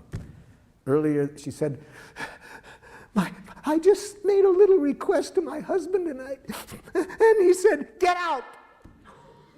We've been married 8 years. He's always been so loving, so kind. He's done everything I want, and now he says, "Get out." Already I knew what the problem was. He was a yes-saying jackal. He hears somebody he loves wants something, and he feels he has to do it to buy love, to prove that he's a loving person. And so how does she find this out? It took 8 years, but then she pays for it one night. And I know I was right. How do I know I was right? I got him out of bed. Why should I be up at 2 in the morning talking to his wife while he's sleeping? So I call him up and invite him over, and sure enough, you see, he was a yes-saying jackal. He just didn't know how to say no. So he had been giving in, for all these years, and then finally this night he snapped. So that's how you find out. After 8 years, she found out that he was hearing demands and lovingly giving in to them. You certainly don't want to ever receive those messages, any one that you've just responded to. You never want to hear what the other person thinks. Never hear what a jackal-speaking person thinks. You'll live longer. So certainly after lunch, we're going to say, do not hear what the person thought. Whatever thoughts they expressed, never hear what a jackal-speaking person thinks, especially what they think about you. So we'll show you other options than that. We'll show you how never to hear a criticism. We'll show you all of that after lunch.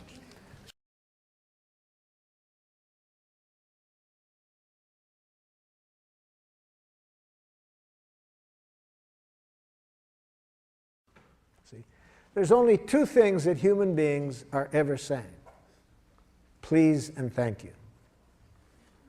See, that's all human beings are ever saying. The only thing is, jackal-speaking people have learned to say please in a suicidal way. Think about that for a moment. What else are human beings ever saying except please? You're behaving in a way that isn't meeting my needs, or my needs are not getting met by something else. Would you please do this to meet my needs? We need to know how to say that well to survive in the world. When our needs are not getting met, we need to know how to say please in a way that makes it enjoyable for people to give it to us. All right, this morning we learned how to do that. Just learn how to say what you are feeling and needing, and make a clear request. Make sure that no words come out of your mouth that imply wrongness on the part of other people. Do everything you can to promote in people the trust that when you make a request, it is a request and not a demand. And that increases the likelihood that people will enjoy giving to you. So we studied that this morning. Now, the other half of the process is how to receive from other people what's alive in them and what they are needing to make life wonderful, and how to receive that without hearing any criticism or demand, just to hear what's alive in them. And we need to learn how to do this even when these other people are saying please in this strange way that we've been educated to say please. You know, you were all speaking perfect giraffe for about a year. See, so what I'm teaching you now is really not a second language, it's really your first language. I'm bringing you back to life, to nature, to your first language. So now the other half. How do we respond to a jackal's please when a jackal is expressing the please this way? The problem with you is that you are too, see, that's please. That person's in pain. That person has a need that isn't getting met. And isn't it sad that they only know that way to ask for it? Isn't that tragic for this person? To be saying please in a way that almost guarantees you're not going to get what you want. Or if you do, it's going to be motivated by fear, guilt, or shame, and you're going to pay for it. How sad to be educated that way. And now, of course, it would be even sadder if when the person says please that way, you don't hear the please. You hear a criticism. And that's when we have war. See, somebody in pain does their best to express it. Person on the other end hears a criticism. So let me tell you what the person that you were working on this morning, all of the messages that I heard you relate, that what you predict they might say back, here is what I heard the person saying. I heard the person you're speaking with saying this back to you. I'm in pain. I have a need that isn't getting met. Okay? That's what the person was saying in the message that you wrote down. I'm in pain because a need of mine isn't getting met. Now hear that. Put on giraffe ears and say this back to the person. Are you feeling? And guess what that person is feeling when they say what they did. Because you are needing. and guess what their need is. So I'm asking you to go back to the message that you predicted you might get back. I'm wanting you to imagine the person actually says this to you, and now if you have giraffe ears on, here will be your reaction. Are you feeling? Guess they're feeling. Because you are needing, guess their need. With giraffe ears, all you can hear are feelings and needs. You can hear no criticism.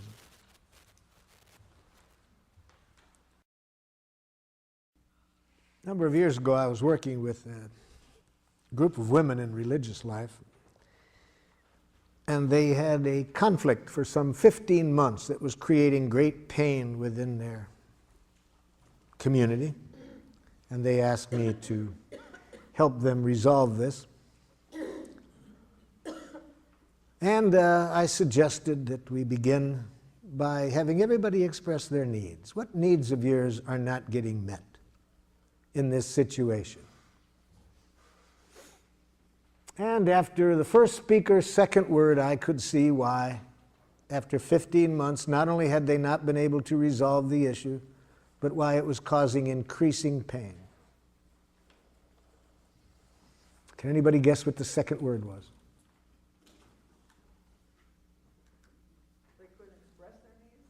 But what was the second word? First word was I. I think. Yes. That's, as soon as I heard the second word, I could see why it would. Notice my question of them was, what needs of yours are not getting met? And instead of an answer, I got, I think. Immediately I knew trouble. And here's what the rest of the message said. I think that if we are to be in religious life, we must take our commitment seriously and dress as though dress in an appropriate way. See, I asked for a need. That's what I got back. And then another religious sister said, Sister, I agree, but I think. See, 15 months. What was the issue? The issue was whether to wear traditional clothing or not. You see, this was the issue. 15 months had not been able to resolve it. In fact, great pain in that 15 months. The community was divided. But I asked, what are you needing? And I got thoughts. Thoughts. You see. So it took me a while to teach them never to hear the thoughts. Do not hear thoughts. Only use the thoughts as a window. Look through the thoughts to the needs that are behind. Hear the needs behind. It'll be a whole different world. Don't hear thoughts. They finally got it. They finally started to look through the words, the thoughts, to what was behind. And then it was amazing how in a short time we resolved the conflict. My partner Ruth Bibermeyer was with me at the time and saw this miracle that comes whenever we hear through the words to what's behind them. I feel so sentenced by your words. I feel so judged and sent away. Before I go, I'd like to know, is that what you meant to say? Before I rise to my defense, before I speak in hurt or fear, before I build that wall of words, tell me, did I really hear? Words are windows or they're walls.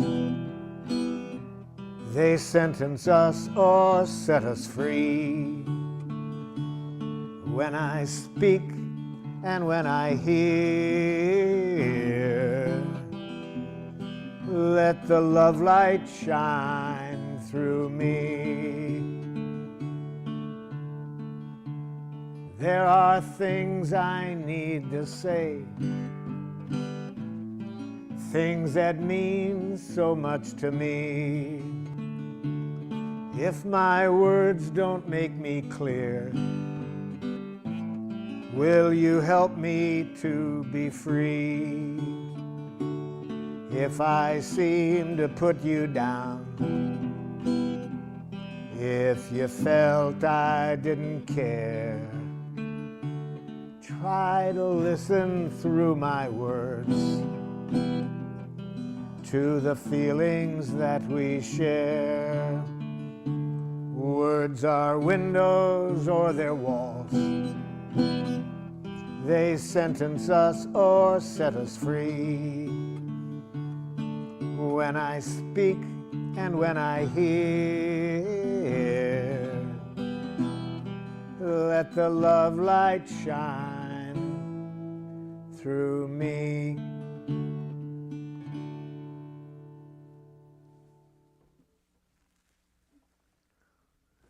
So, with your giraffe ears on, you hear the feelings behind the words.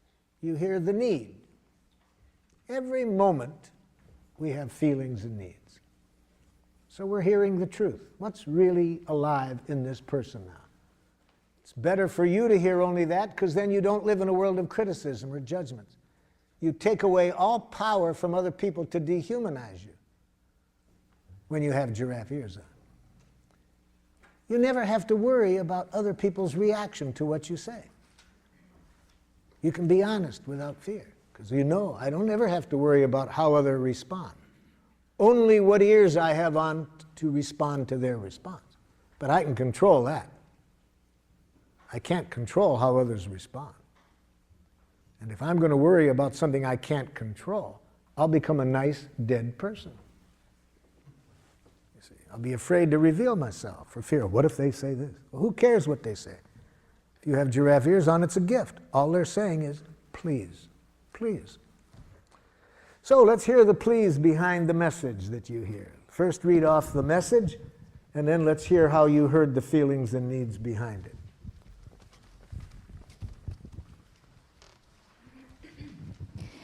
What I expect my daughter would say was, I can't control myself when I'm so angry. I can't control myself when I'm so angry. And when I thought about it, I would think I could say, are you feeling frustrated because you are needing some other ways to express your anger? That's what I ask you to do, to try to hear the feelings and needs. And even if that's not accurate, notice what it does, even if it's wrong. It demonstrates a value. It demonstrates that you value what's alive in that person. That you're taking the time to try to connect with what's alive in that person. When people trust that that's what's interesting to you, already we can solve anything, you see. What makes it hard to resolve things is when people feel the other person is only interested in winning. They don't care about me. They're just out to show me that I shouldn't do this. But by just stopping and trying to connect, you've demonstrated a powerful value, that you value what's alive in her. Okay? Another one. Yes? Related to my son, are you feeling distressed, confused, because you are needing help? That's the idea. Again, even if it's not accurate, it gives notice, even if it's not accurate, it brings the other person's attention to their needs. Gives them a chance to correct it. Better to be guessing wrong what a person needs is than to hearing what they think. You'll be living in a different world when you are trying to connect with their needs than the world you'll be living in if you hear what they think. I need some help in addressing the feelings and needs behind the answer that I got back, which was one of the things that you said before lunch, which can be the most dangerous, when somebody just said, you make a request and somebody says, yes, I'll do that. Yeah. can you help me? I mean, I could guess. I mean, what I wrote down was, are you feeling pain because you're needing recognition for the job you're doing? Okay, I like that. But, oh, okay. But go ahead with the but. I mean, it feels like there's a huge leap from the response, yes, I'll do that, to me asking that question. Yeah, it's you're trying to sense what's really behind it. That's one of the two giraffe ways. The other possibility that would also be giraffe is to say bullshit in giraffe. How do you say bullshit in giraffe? I'm feeling uneasy with your okay. Okay. I wish I could trust it, but I don't. I'd really like you to take a moment and really tell me whether it would meet your needs to do as I requested. So that's when I would guess that the okay isn't okay. So that's how I would say bullshit in giraffe. Thank you. Giraffes are not nice. See, much of, I think, the violence in the world is created by nice people. So don't mistake the word nonviolence as being nice. Are you feeling abandoned? Not a feeling. It's a thought. Don't encourage jackals to think that way. Are you feeling afraid? Now we're cooking. Because you are needing reassurance? Now we're cooking. That I will not disappear. That your needs will be taken care of. Leave yourself out of the other person's needs. They can live without you.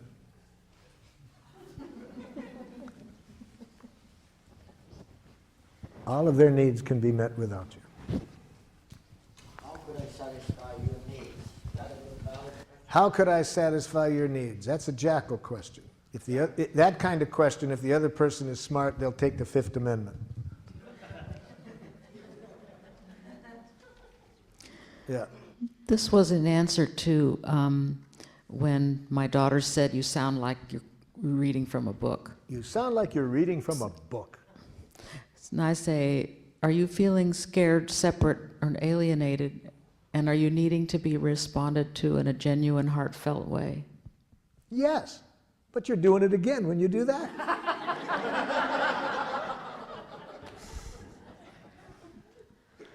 So with such a jackal for a while, until you make clear to them why you're doing it, so they will have less distrust of it, you would do just as you said, but silently. Silently? Yes. See, don't think we have to do this out loud for it to be powerful. It can be powerful if we don't say a word, as long as where our attention is here, you see. So you might have heard just that, but maybe not have said it out loud. See? Yeah, see, that's all you can hear with the giraffe ears on.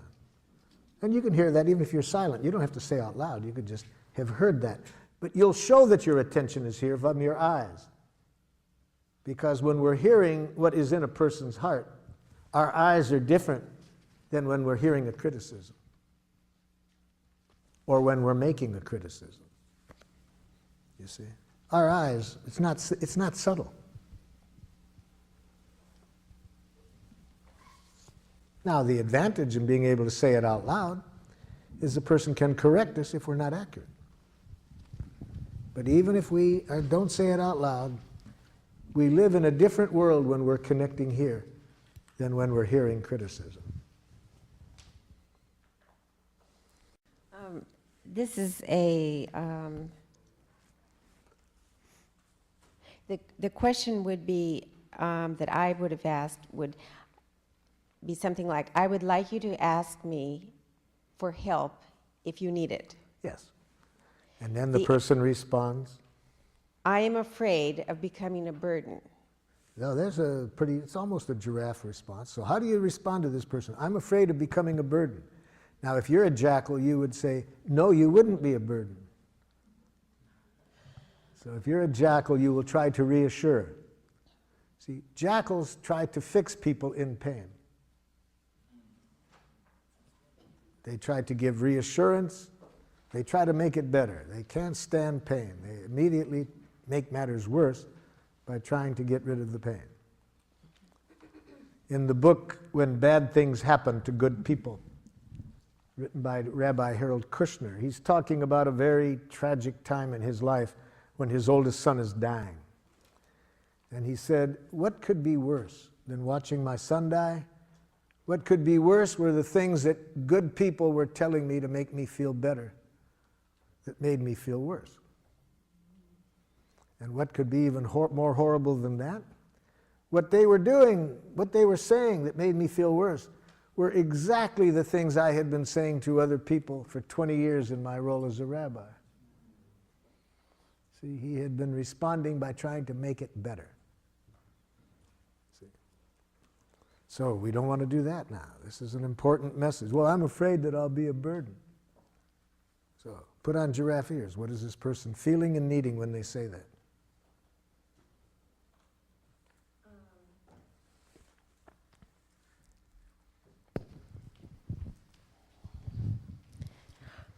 Are you feeling Afraid? They've already told you the feeling. That's easy. So the afraid. Are you? So you're feeling afraid because why? Why are they afraid? that you don't trust my offer to help? Now put that in a need. You need some reassurance. That I'll really be there? No. I need reassurance that if you're there, you're doing it for you and not for me. See, they want to be sure that if you're giving out of self-fullness, not selflessness. Now, what about if you're not 100%? Don't do it.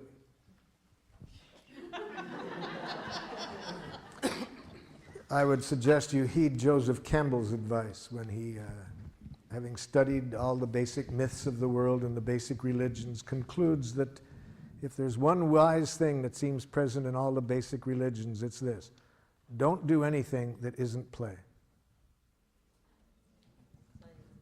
Yes, don't do anything that isn't play. And it'll be play if you're meeting your own needs. So don't do things for other people. Well, the only right way is Hold your it, way. hold it, hold it, hold it. Your ears just dropped off. Put your ears back on, because if your ears are on, you will never hear the word right. It doesn't exist. If you hear that word, it's going to be toxic. Never hear another person telling you what's right. It's not good for them, it's not good for you. Right. I understand. Okay, so just hear feelings and needs.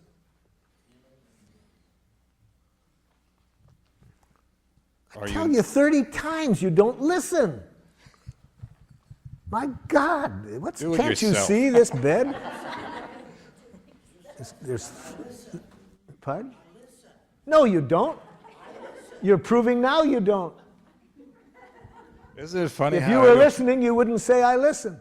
Isn't it funny how he always comes in? Pardon? It's funny how he always comes in. Yeah. So, what's this person feeling and needing?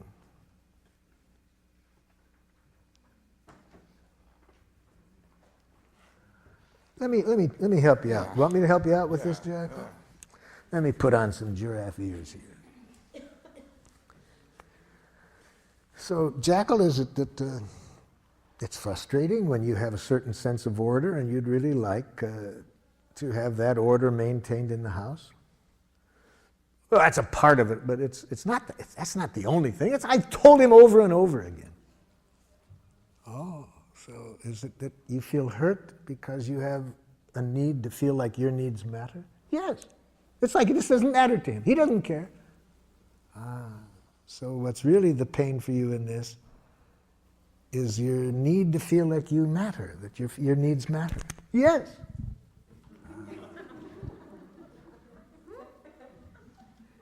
So how do you feel when you hear the jackal say this?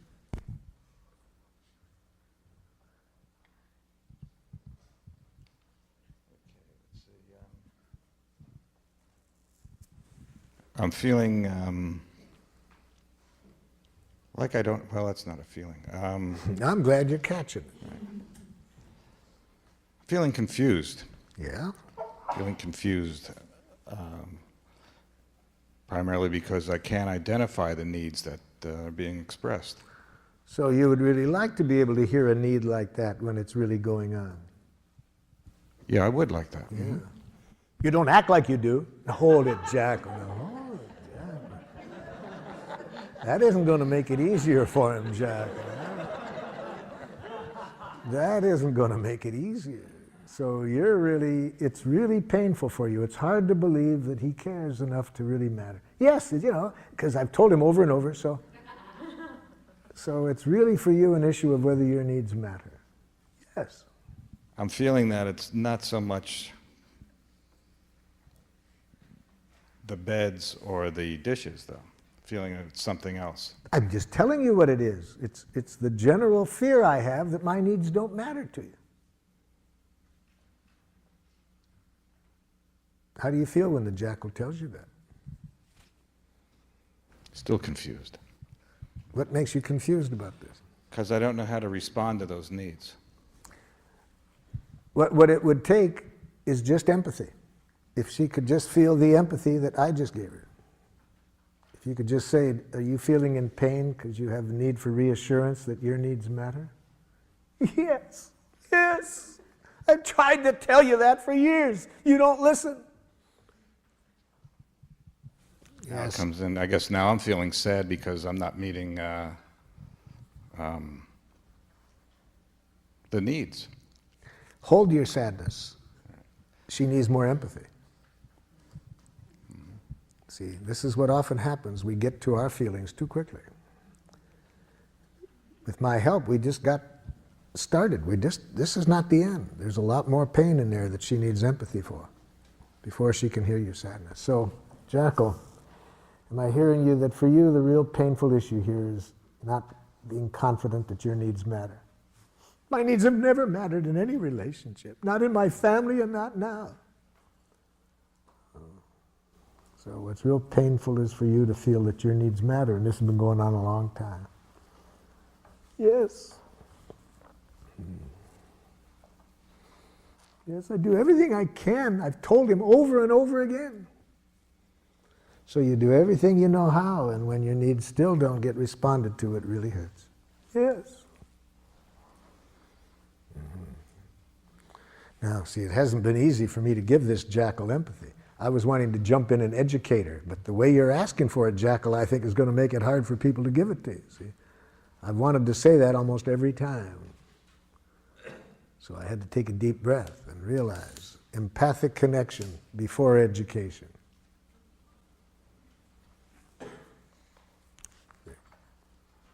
Now is not the time to educate. That the way you're asking for it's going to make it pretty hard for somebody without super-powered giraffe ears to hear your needs.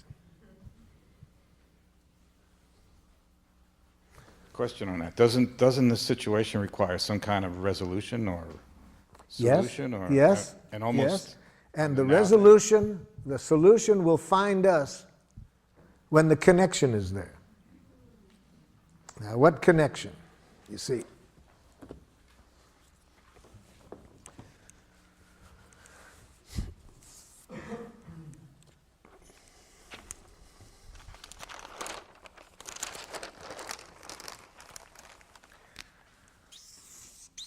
here's your wife's needs. Here's your needs.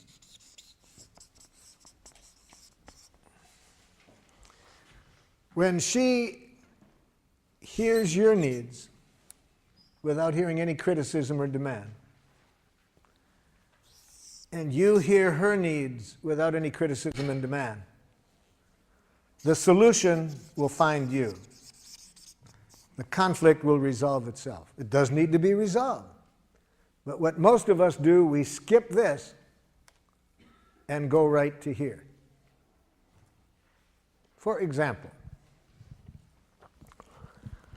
I sometimes do workshops just with married couples or other people living together in a love relationship. And what we do to begin the workshop, we identify the couple who has had a conflict, the longest outstanding conflict that could not be resolved. And I make a prediction, and it's right. My prediction has been accurate in maybe, I'm sure, at least 75% of the cases. But my prediction is this, that we will resolve the conflict within 20 minutes. Within 20 minutes from the point at which both parties can tell me what the other party is needing. Okay? Now, one time we found a couple married 39 years. 39 years had a conflict, had not been able to resolve this conflict. The wife said to me, Marshall, I can tell you right now, we're not going to be able to resolve this within 20 minutes. We have a good marriage, we communicate well, but this is just one of those things that we're different people and we just have a conflict here. Now I said, let me correct one thing. I didn't say we're going to resolve it within 20 minutes. I said within 20 minutes from the point at which you can both tell me what the other party is needing. Oh, she said, Marshall, when you've been married 39 years and you've talked about something almost every day, I can tell you we understand each other. The problem isn't that. We're just two different people in this issue. Well, I said, I've been wrong before. I can sure be wrong this time, but let's see. We'll find out within 20 minutes. So first, tell me what his needs are in this situation. He doesn't want me to spend any money. He responds immediately, that's ridiculous. 39 years of communication.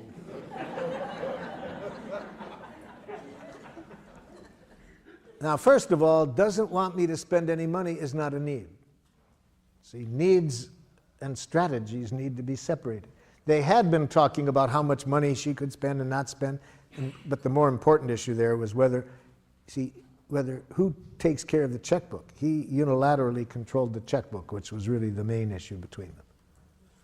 See, but I'm saying I don't even want the couple to talk about the strategies or the solutions until the connection is there. When the connection is there, the conflicts usually resolve themselves. So I pointed out to her, no, that's not a need. And even if it was, notice he's saying that's not accurate. Well, she said, okay, let me then tell you what his needs are, Marshall. You see, he's just like his own father. They both have a depression mentality when it comes to money. I said, stop. Now I'm hearing psychoanalytic jackal. And I was going to take another 39 years if you get into that. No, I'm not asking for an analysis of his personality. I'm saying, what are his needs? She didn't know. After 39 years, she had no awareness, consciousness of his needs. So I said to him, okay, well, she doesn't know. Why don't you tell her? Well, Marshall, let me tell you what her needs are. You see, she's a lovely woman, wonderful mother, a wonderful wife. But when it comes to money, she's totally irresponsible. Here comes another 39 years, you see. I ask for a need, and he gives me a diagnosis. And, of course, she immediately says, that's unfair. I said, hold it. So I could see they didn't have a need literacy, so I had to loan them my ears. So with giraffe ears, of course, I'm conscious that all judgment, she's totally irresponsible, is a tragic expression of an unmet need. You see? So if she would have had these ears, they would have been able to resolve this in the first year of their marriage. But she didn't. She was taking it personally. So I helped them out. I said, when you say she's irresponsible, are you feeling frightened and need to be sure the family is protected economically? He said, that's exactly what I mean. Well, that wasn't what he'd been saying for 39 years. But he didn't know how to say his feelings and needs. Okay, so I've got his needs identified. He was scared, wanted to protect the family economically. I turned to his wife and said, could you tell me back what you heard him say? But because I did, one time I overdrew the checkbook when we were, first married, now he thinks, I said, excuse me. Notice what the first word that she said was, but. See, she doesn't know the cardinal giraffe rule. Never put your butt in the face of an angry person.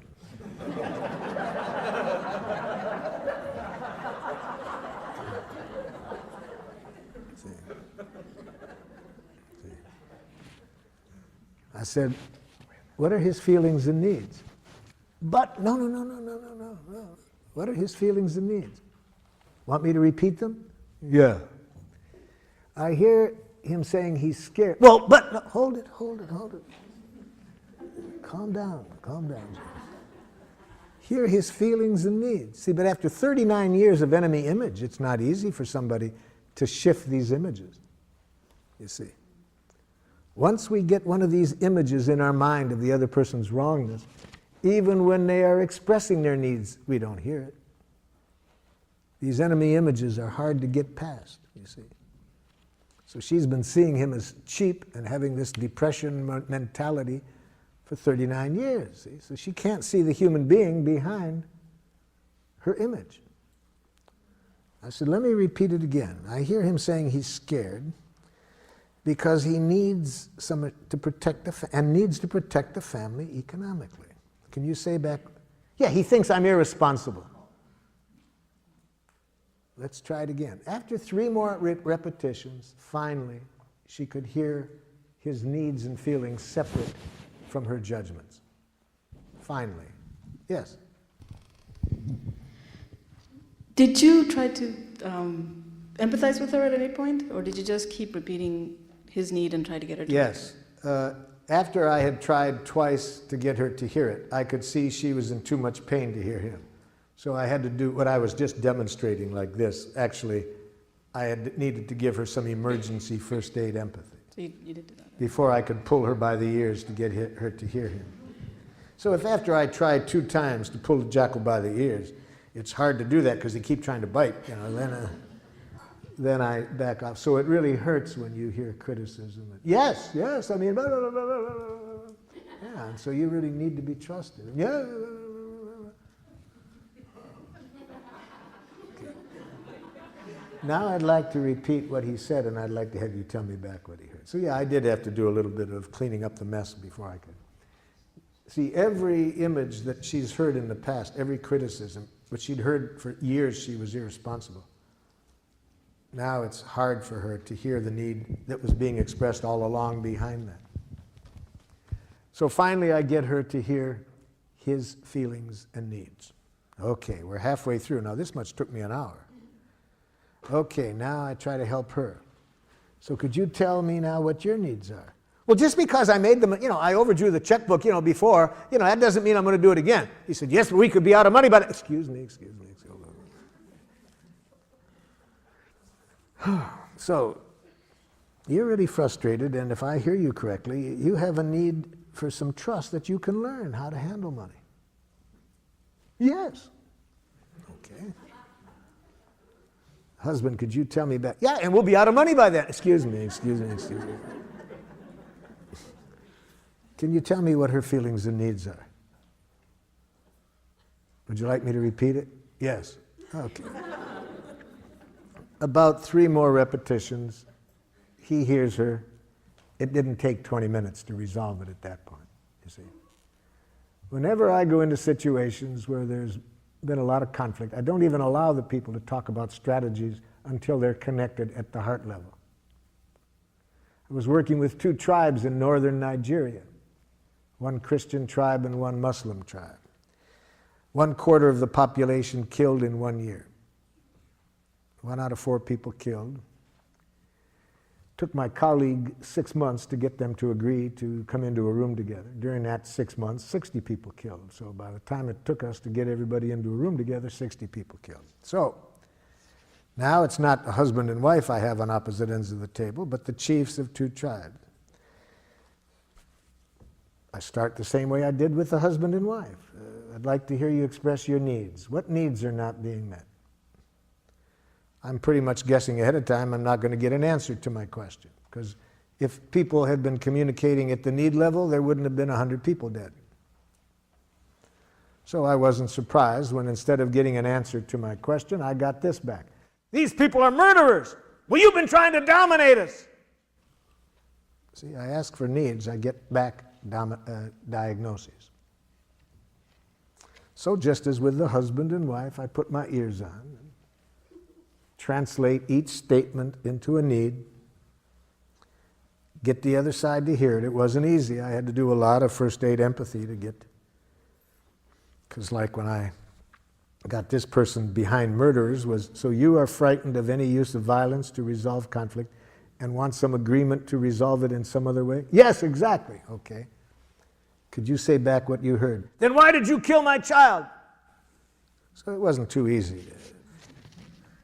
But anyway, it took about an hour again for me to get one need expressed, one need heard, one need expressed, one need heard. And one of the chiefs who hadn't spoken yet said to me, if we know how to communicate this way, we won't have to kill each other. See, it just took 1 hour to see that if they can just stay connected at the heart level, nobody has to die. There's plenty of resources for getting everybody's needs met. But we lose that when we get up into our head and start to analyze wrongness. Yes? But does this need understanding develop into a, well, sort of a, not necessarily a give and take, but where one person would give in to the other person's need? No compromising in giraffe. Not necessary to compromise. Everybody's needs can get met. Nobody has to give in. Nobody has to give anything up. Because I agree with you, I have to say, and especially when it comes to doing things for other people, because my theory is that if I do something for someone else, that gives a person power over me. Well, whereas if I do would it put for it this myself, way. If you do anything that involves giving in, both people pay for it. Nothing has been resolved. It's going to create problems. So is there a needs dialogue or needs literacy you mentioned that I have understanding what they are? need literacy in my book. And if you want to develop your need literacy, I suggest you do the following activity. First, identify your most frequently used jackals, the ones you use the most, and next, the ones you're the most afraid of. Do it this way. First, on a list, make a list of how you talk to yourself when you're less than perfect. And those of you over here who said you were perfect, you'll have to skip this part of it. But for those of you who aren't perfect, make a list of how are you most likely to speak to yourself when you're less than perfect. So that's jackal list number 1. Next, make a second list. What are the jackal messages that go on in you when you are angry at others? So when you're judging others and are angry, what are you most likely to be saying to yourself or out loud about the other person? So that's jackal list number 2. Jackal list number 3. List those things that when other people say it, at the moment you respond to defensively or aggressively. And put on that list things that you have been so afraid that people might think it of you, that you've become a nice dead person to avoid it. So in other words, put into that list not only what people have said that got you defensive, but things you're scared of they might say. Okay, now do this exercise to build your need literacy. Go back over that first list where what you say to yourself when you're less than perfect. Now, for each judgment, think of what might have been the stimulus for it. See, you've got to relate each of these to a specific context. So, say to yourself, let's say the first thing is you have on your list number 1, what a dumb thing to do. Okay. Think of what you might have done to stimulate that. Okay. Then put on giraffe ears and hear the need behind stupid. See, I'm saying that all judgments are tragic expressions of unmet needs. So ask yourself, when I say that to myself in that situation, how stupid, what need am I expressing through that judgment? What need of mine isn't getting met? And here's where you can use the list in my book. If you can't come up with it yourself, just look through the list and your body will tell you when you're getting close. Really, because, yeah, that's what my need is. See, the need comes much closer to the truth than any judgment you make of yourself. So do that for every item on the list. Second, what you tell yourself when you're angry at others. Again, identify concretely what the other person might have done to stimulate this. Then ask yourself this question: when I judge people as idiots for doing that, what need of mine was not being met in that situation? Again, try to guess it without my list, but if you can't find it, look through my list to find one that comes closest. The third list, what others say to you to get you defensive. Practice putting on the giraffe ears. Imagine what you did to stimulate it. And in that situation, guess what the other person's needs were that weren't getting met.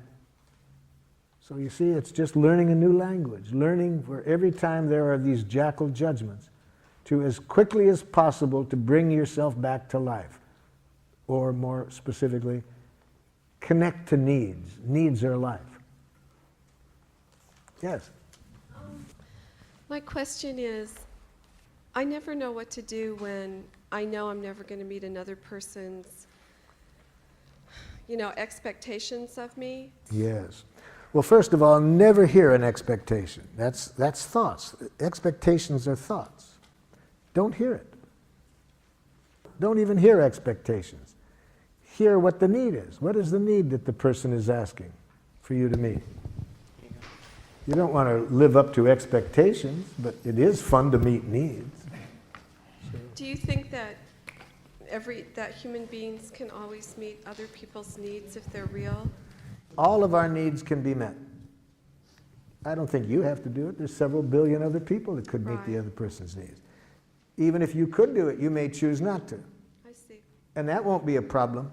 The other person can hear a no if they first feel empathy for their feelings and needs. That will leave them feeling at least that their feelings and needs matter. Right. That makes sense.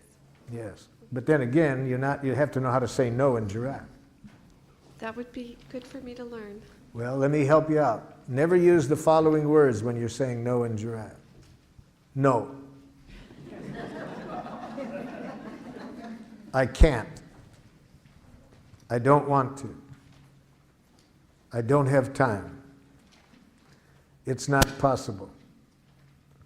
Okay. Now you know how not to do it, right? Now here's how you do it. To say no in giraffe, you need to be conscious that a no is a poor expression of a need. So say the need that keeps you from saying yes. No. So if you had giraffe ears on just now, you wouldn't have heard me saying no.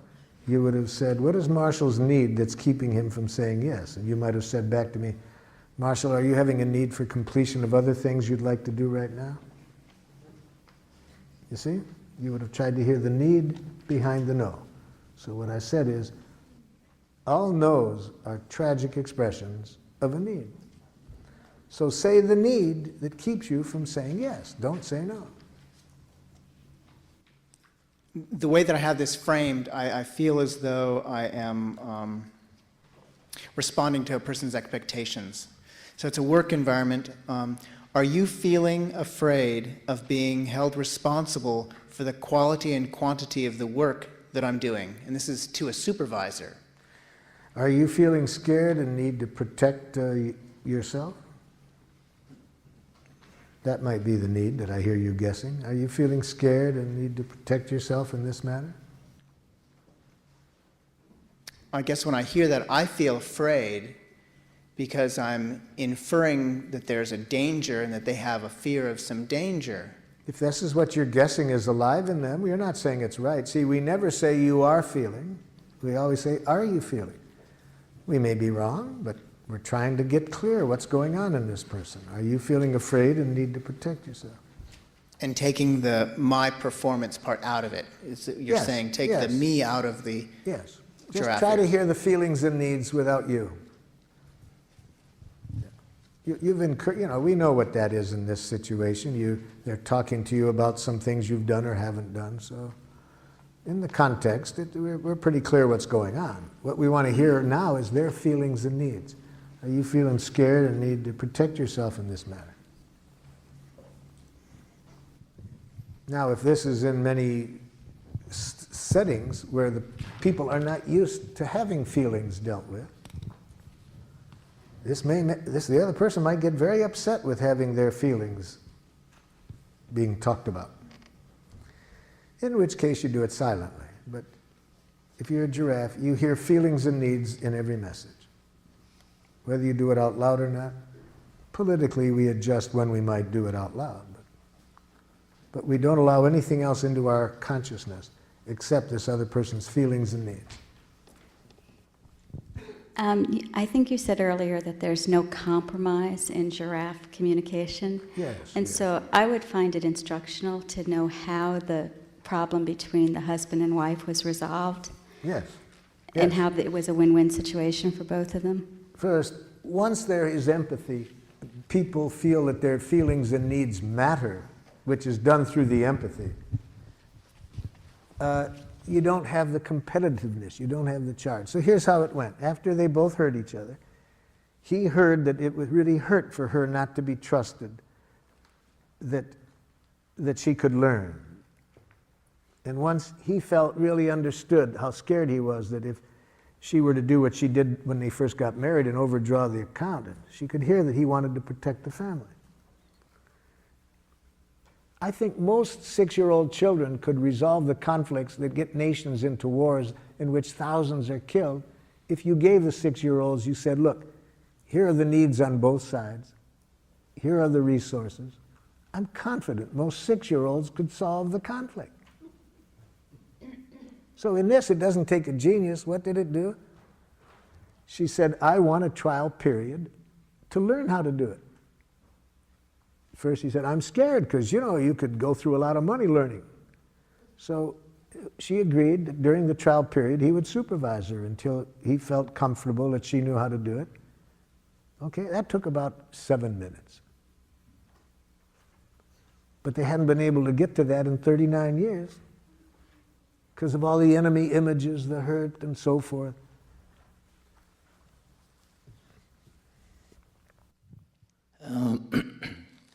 How do you deal with a situation when you have similar needs and you attempt to express them to each other and you sense as the emotions build up because of apparent competitive edge working that our mutual needs are not being heard by either of the jackals?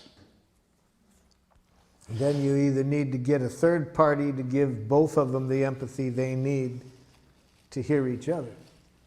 So if the two people are in pain, they don't know how to give themselves enough empathy to be able to hear the other side, then you need to get a third party to give the empathy of each of them so that they can then hear each other.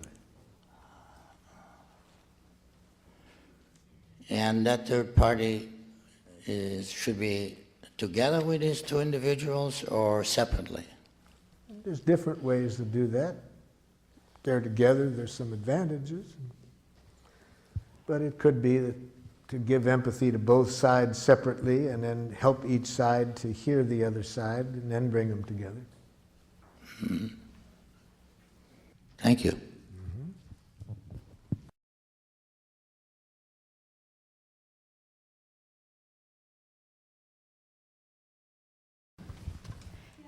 This morning you made a reference to giraffe mourning and that there's a different way of saying you're sorry to someone, and I wanted to hear what that was. Okay, let's real quick look at what I mean by giraffe mourning. Think of something you did that you wished you hadn't done. And recall as best you can how you talked to yourself when you said it, or did it, whatever you did. So, what did you do that you wished you hadn't done after you had done it? And give me a sample of what you said to yourself when you did it. You have one in mind?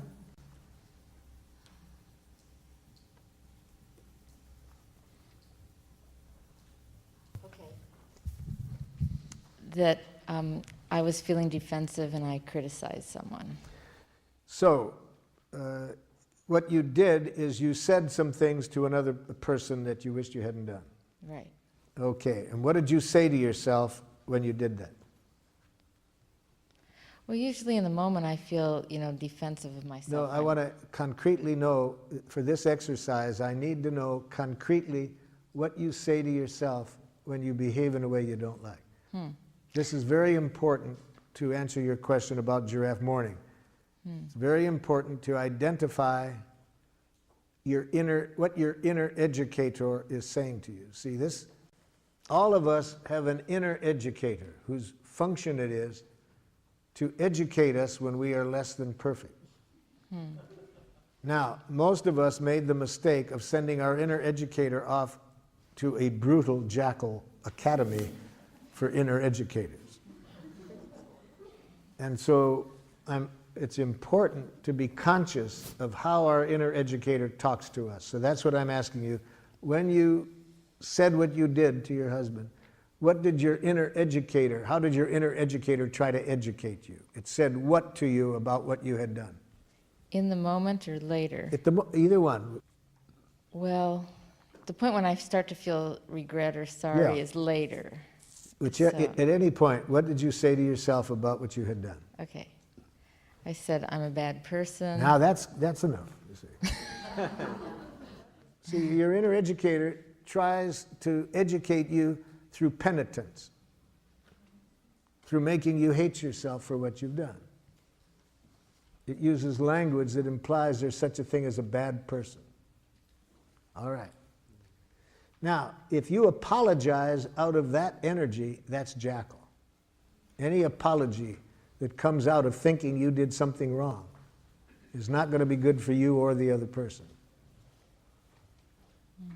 You with me so far? Well, I know it feels bad. Yeah, it feels bad. And I really want you to feel bad in this situation, but I want you to feel a sweet bad. A sweet bad that will help you learn from this without hating yourself. When you have a thought in your head that you're a bad person, that's ugly bad. That's a punitive bad. That'll first of all make it hard to learn. And even if you do learn, it's out of self-hatred. So whatever changes you make are at great cost.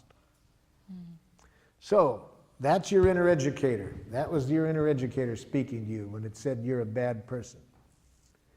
Now, we've been learning today that all judgments are expressions of needs, right? So your inner educator means well. It really means well. It wants you to learn from this in a way that will serve life. It means well, it's just its language that sucks. Okay? So we don't want to hear what the inner educator thinks about us.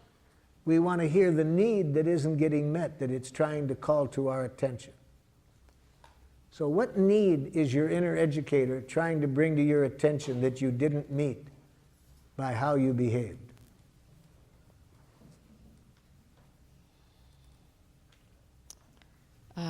A need to be in relationship with the other person. A need in what kind of relationship? A mutual understanding, Yeah. respectful. Right. So it didn't meet your need for respecting and understanding the other person. Yeah.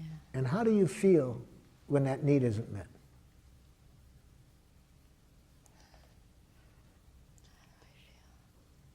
Guilty. Then you still got the bad person image in mind. See, Yeah. if you still think you're bad, if there's any thinking still going on, that guilt comes from the judgment. Well, I feel separate and isolated. But how do you feel? What emotion do you feel about not meeting your own needs for understanding and respecting?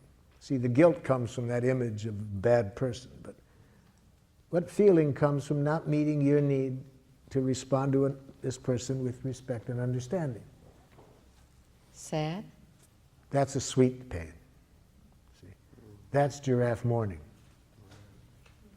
So if you say to the person, you know, the way I talk to you, I feel really sad. It doesn't meet my need for respecting you and understanding you. You see, there's no image in there that I'm a bad person. I'm sad. I didn't meet my own need for respecting and understanding you. Check with the other person what they'd rather hear. Whether they'd rather hear the giraffe mourning or the apology that you're a bad person. Yes. I'm having a little problem trying to find the teeth in this model somehow.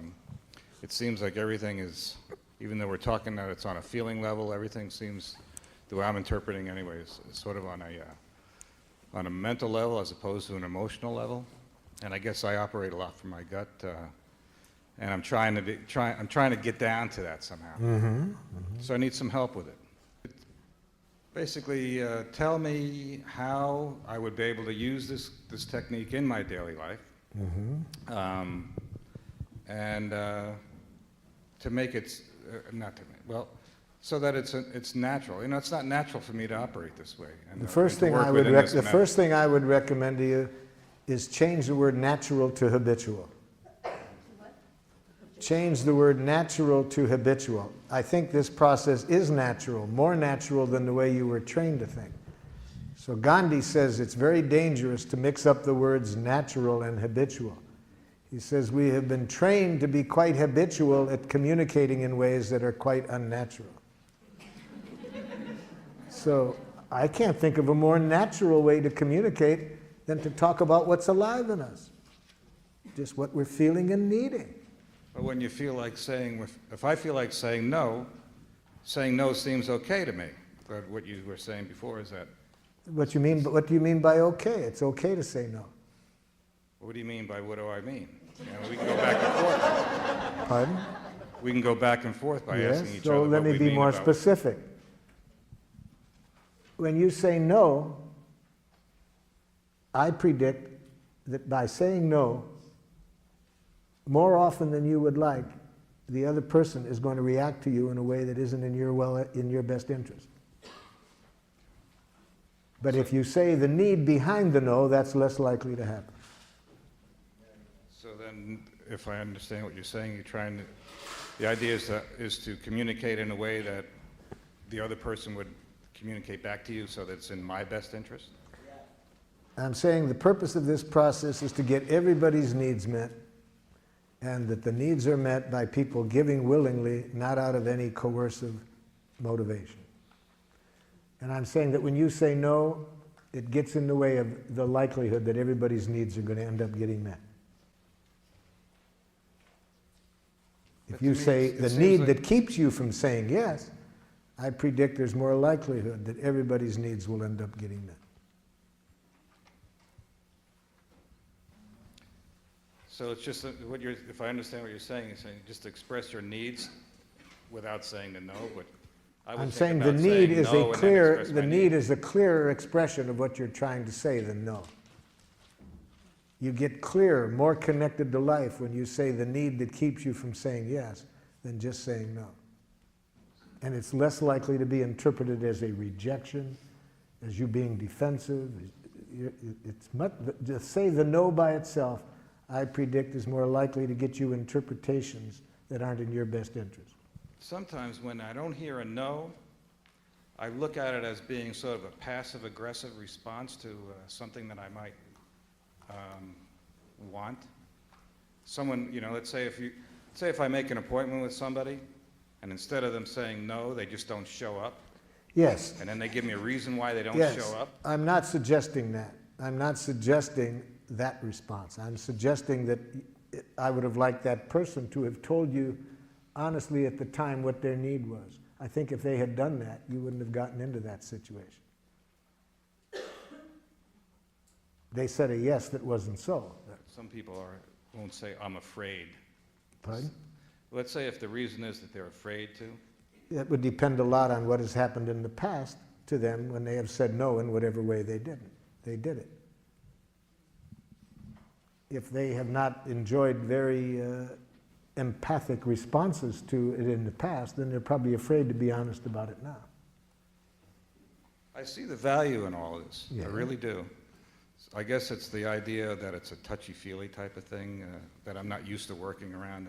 What you're trying to figure out, if I'm understanding, is how to really put this into an idiom that you can use daily and feels comfortable to you. That's one way of putting it. Yeah. And so in our training, we first show people how to develop the literacy and then how to put it into their regular language. I had a student traveling with me, and he wanted to give me a gratitude, okay? and he liked something I did. I was really working a group hard. And during the break, he said, "Dictator." That was Giraffe. Because he knew that I knew what he was reacting to.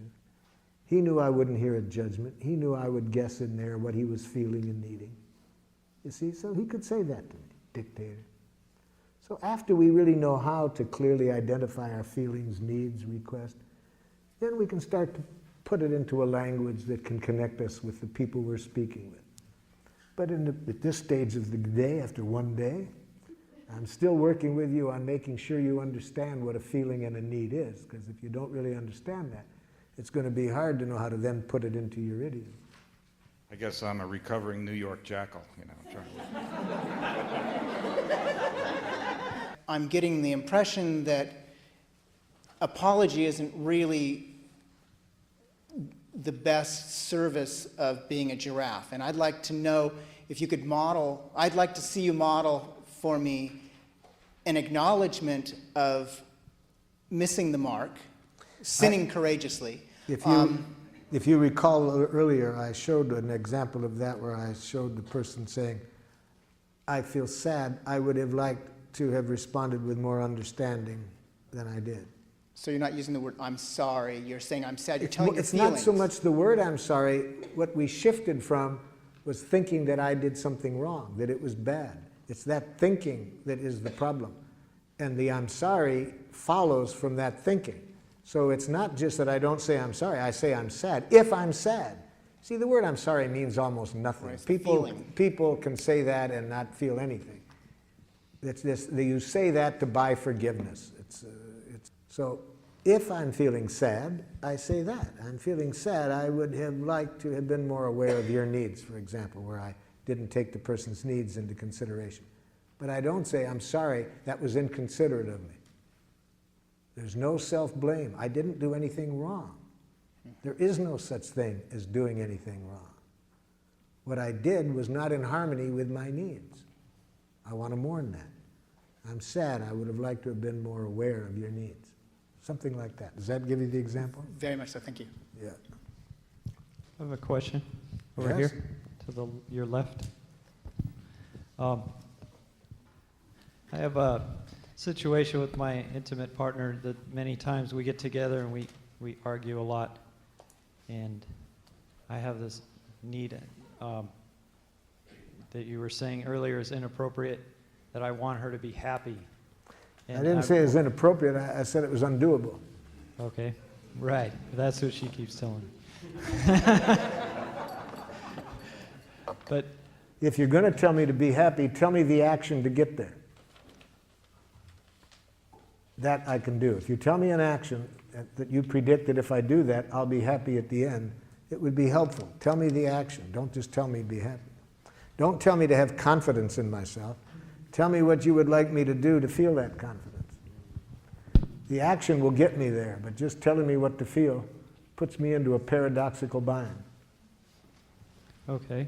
Well, one of the other things would be when we get together, I don't necessarily want to be going somewhere with her if she's not in a good mood at that time, or if there's some kind of tenseness or Then something. empathize with why I'm not in a good mood and I'll be in one.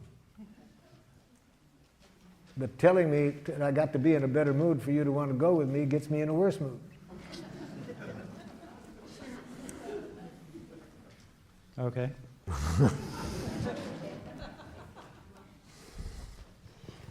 I'm wondering if there's sometimes when it's over here, it's I'm feeling some anxiety about a trip I'm planning to visit my mother soon, and we have a dynamic where she really wants to help me figure out every detail of what I'm doing during my stay, and I like to be left So alone. let me show you how to do it. And I'm afraid that if I talk to her like this, it's going to make matters much worse. Okay, then we'll teach you how, if it does, we'll show you how to enjoy it when it gets worse. Okay. But first, let me show you the first thing to do. If we want a person to consider another behavior than the one they're doing, start the communication by showing them that what they're doing is the most precious thing they could be doing. this way, empathy. Start by empathizing with Mother's intent in behaving as she does. Mother, I'm guessing that when you jump in and want to show me all the things that could be done, you really care a lot about my enjoying myself on this trip and want to be sure you support that. Oh, yes, there's a lot of things. Blah, blah. Yeah, so it's really very important to you that I have a good time and you want to contribute to it. Yeah.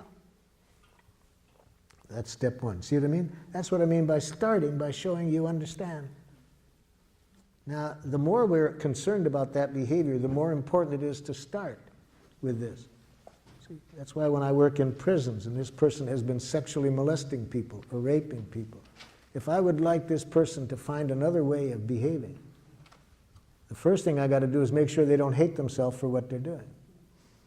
The more they hate themselves for what they're doing, the more they'll continue doing it. So I start by empathizing with what their needs are in doing it. Okay, so you got that step. The next step, what we started off the day with, I tell honestly how I feel. And Mom, I'm feeling torn right now because I'm grateful for your intent. But I really have a need to kind of make my own choices here because I think it'd be very hard for anybody else to really know what I need, and I need this space to figure it out for myself. So would you tell me what you heard me say, Mother, so I can see if I'm making myself clear?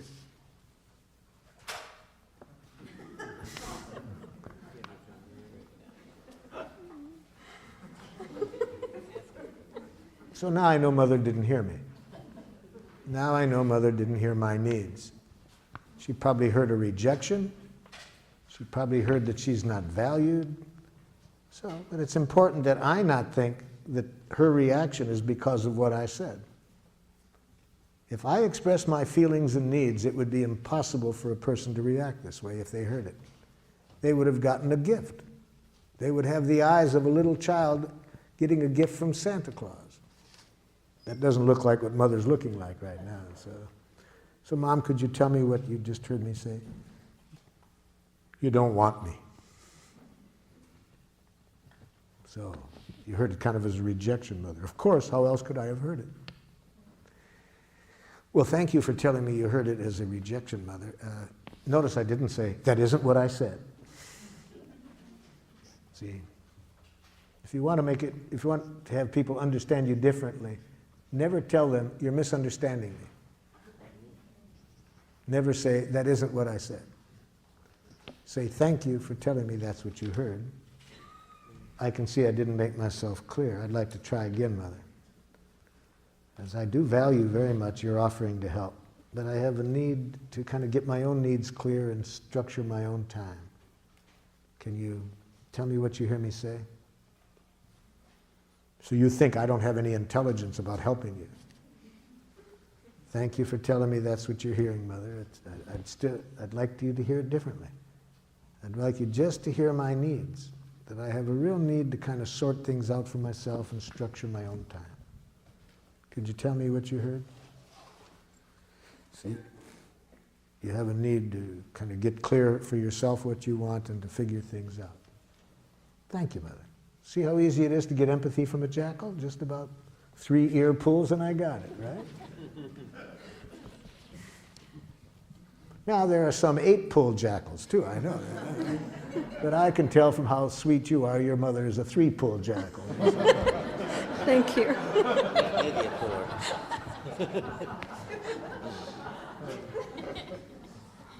Yes. You mentioned earlier this morning about enjoying suffering. Could you elaborate on that? Oh yes, that's very important. Thank you for bringing back to me about it. Okay, a friend of yours says this to you.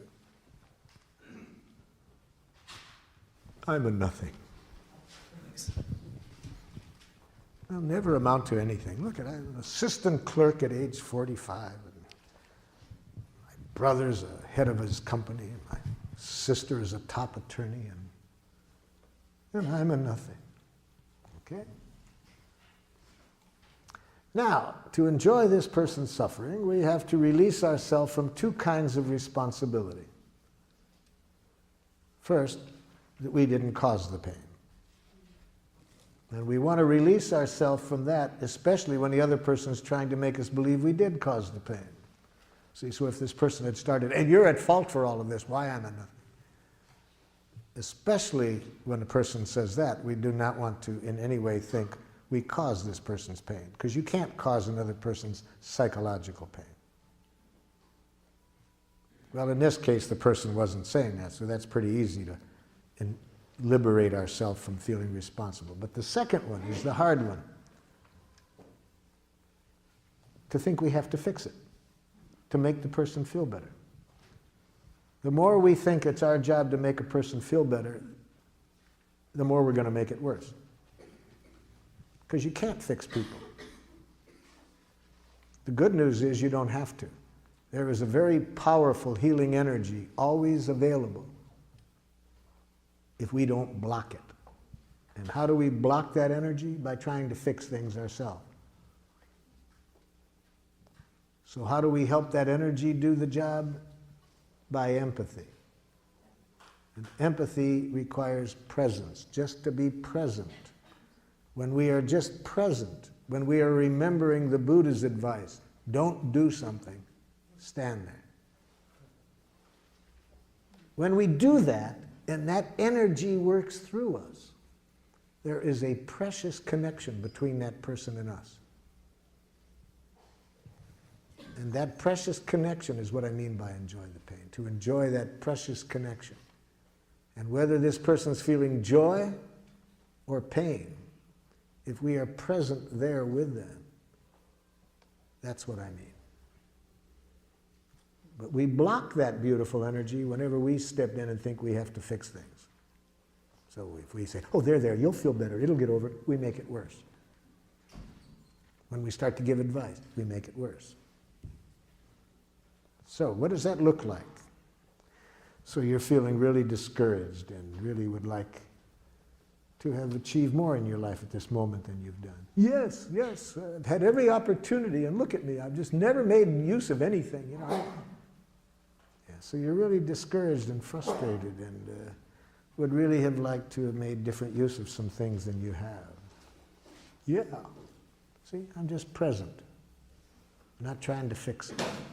And when that happens, there's a very precious connection. That's what I mean by enjoyment. And that precious connection does the healing, not your advice, not your whatever. Yes? Can you clarify the distinction between empathizing and sort of encouraging and supporting the soap opera of, you know, somebody who is somebody who's suffering, and sometimes by being there, it's sort of a subtle encouragement as opposed to the subtle encouragement that I think you're talking about comes about when this person is talking about what happened to them for the 50th time you've heard the story. So if I'm really listening to them, I don't hear what they talk about the past, because I know that the more they talk about the past, the less healing will take place. Right. So I interrupt. But I interrupt to bring the conversation to life. They're talking about the past, and I interrupt and I say, excuse me, but it sounds like right now you're still feeling hurt because your need for respect wasn't met in that. See, because just letting them talk about the past and asking them questions about what happened about the past is to just keep the soap opera going. So I interrupt when they talk about the past, because we don't heal by talking about the past. We heal by talking about what's alive in us right now, stimulated by the past. But it's what's here now. And when I connect at that level, they won't keep talking about it. They'll heal. Last question, and then I'm going to get into the subject that I'd like to cover before the end. Yes?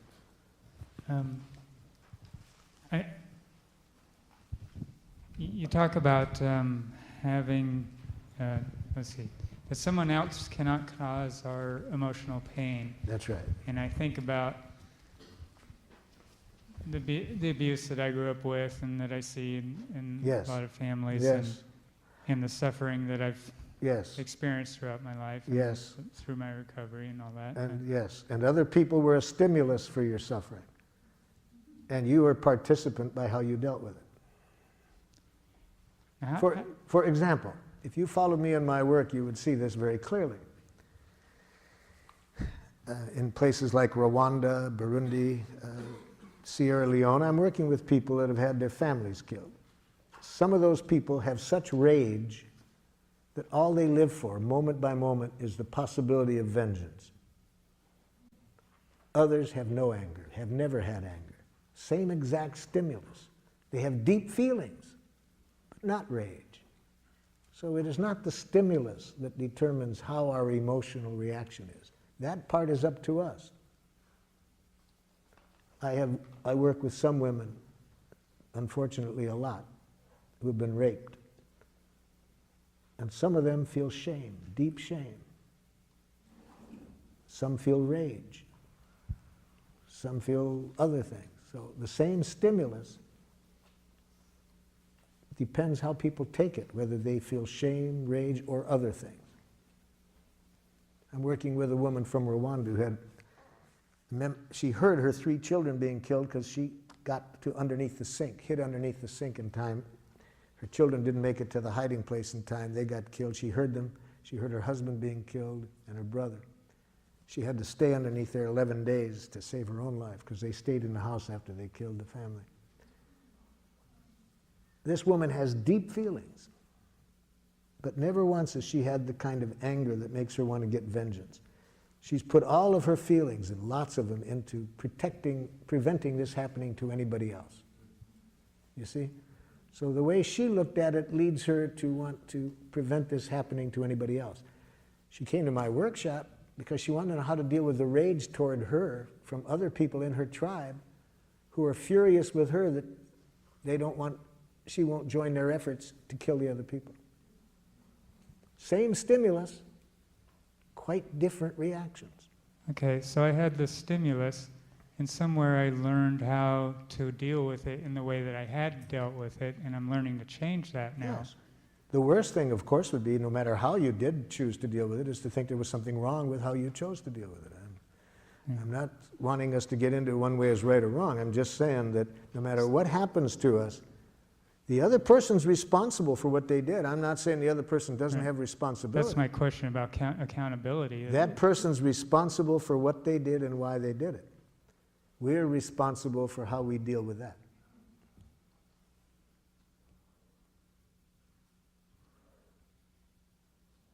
Okay?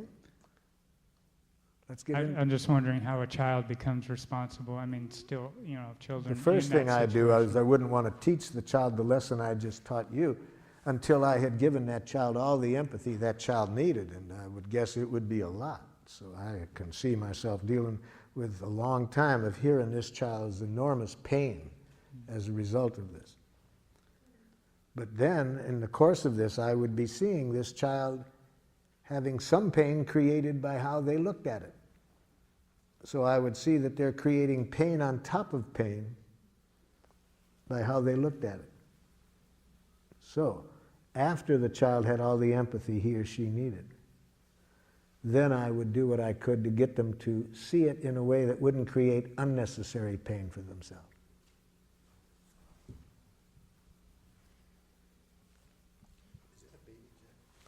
This is a baby jackal, yes.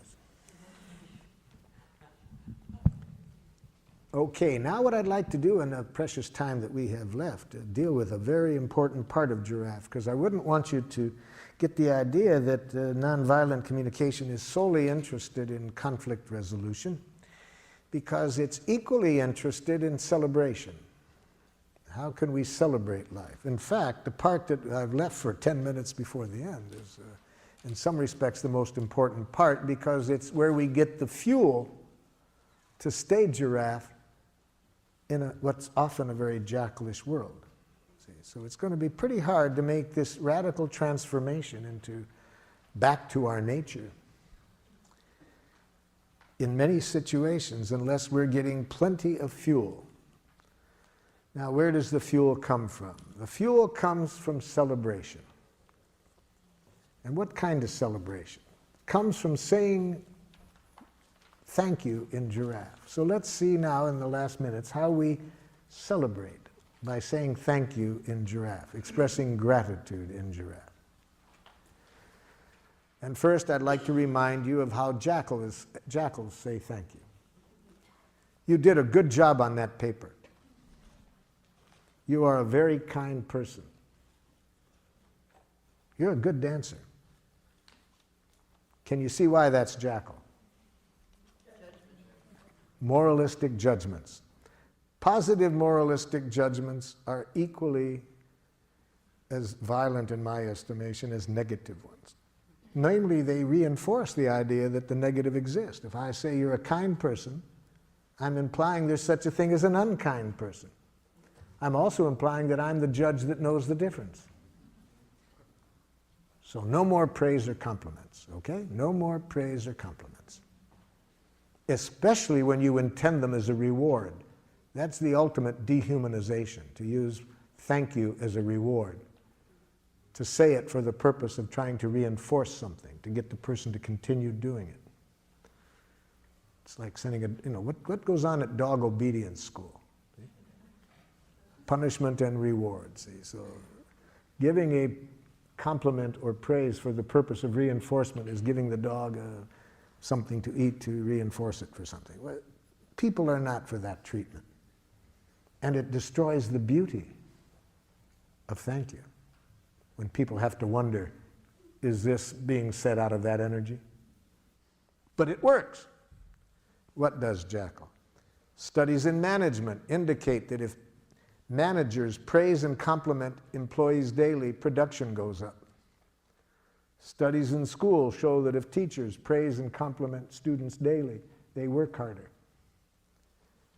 Jackal, take another look at the research.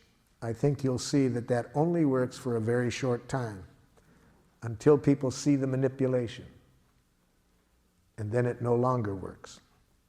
And it destroys the beauty of thank you, because now you cannot even trust gratitude without wondering whether it's being used as a reinforcement, as a reward. Well, what about if I want to build up the other person's self-esteem? What's wrong with that? So, Jackal, you don't see the irony of that? What? If the other person can only like themselves when you compliment them, they have no self-esteem. You've just addicted them to your rewards. That they only feel good when you say something about them. They have no self-esteem. Okay. How does a giraffe say thank you? Or gratitude? First, there's three things that are involved in a giraffe expression of gratitude that give us energy to keep being a giraffe. See, the first thing in a giraffe expression of gratitude is we bring to this other person's attention concretely what they have done that has made life more wonderful for us.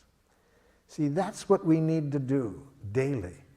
We need to bring our consciousness and attention to the power that each one of us has to make life more wonderful. Each of us is a powerhouse. We have words that have the power to contribute to making people's lives more wonderful. We have touch. We can touch people in ways that can make life more wonderful. We can provide services for people. We are powerhouses. The more we remember this, we'll not get caught up in any violent games.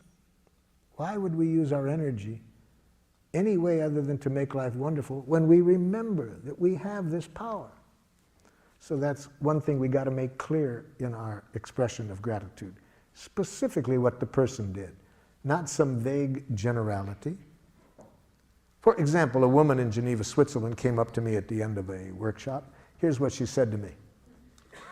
"You're brilliant." I said, "It doesn't help." She said, "What do you mean?" I said, "You know, ma'am, I have been called a lot of names in my life. Really, I have. Some positive and some far less than positive. And I can never recall learning anything valuable by somebody telling me what I am. I think there's zero information value in being told what you are. And great danger, you might believe it. And it's just as dangerous to believe that you're smart as that you're stupid. Both of them reduce you to a thing. You see, we're much more than either of those. But I can see in your eyes that you want to express some gratitude. Yes, and I want to receive it, but it doesn't help me to be told what I am. Well, what do you need to hear? What did I do to make life more wonderful for you? Well, you're so intelligent. No, it doesn't help. Doesn't help. What did I do? Oh, I got you. She opens up her notebook. She showed me 2 things that I had said that she had written down. She put a big star by them. See, that helps me now. Okay, that helps me to know that somehow my saying those 2 things made this person's life more wonderful. So that's the first thing we need to say in appreciation. We need to bring to the person's attention concretely what they did that made life more wonderful. Second, at the moment we're giving the gratitude, to say how we feel at that moment about the person having done that. So I said to this woman, could you tell me how you feel now as a result of my having said those 2 things? She said, hopeful and relieved. Oh, hopeful and relieved. That gives me much more than telling me what I am, that I'm brilliant. Just to know that somehow my saying those 2 things, now this person feels hopeful and relieved. Now when I hear the 3rd thing, I'll be able to really enjoy this gratitude. I said, what need of yours was fulfilled by my saying what I did that leaves you feeling hopeful and relieved? And that's the 3rd thing we need to see in a giraffe gratitude. She said, I have an 18-year-old son. I've never been able to connect with him. It's been very painful that we never can connect, and I have needed some direction to help me connect with him. Those 2 things you said met my need for some concrete direction. So, had she expressed her gratitude in giraffe, she would have said, Marshall, when you said these 2 things, showed me what the 2 things were. It leaves me feeling hopeful and relieved. It meets a need of mine to connect with my son in a way that I want. Okay? That's how we say gratitude in giraffe, those 3 things. And it's also important how we receive gratitude.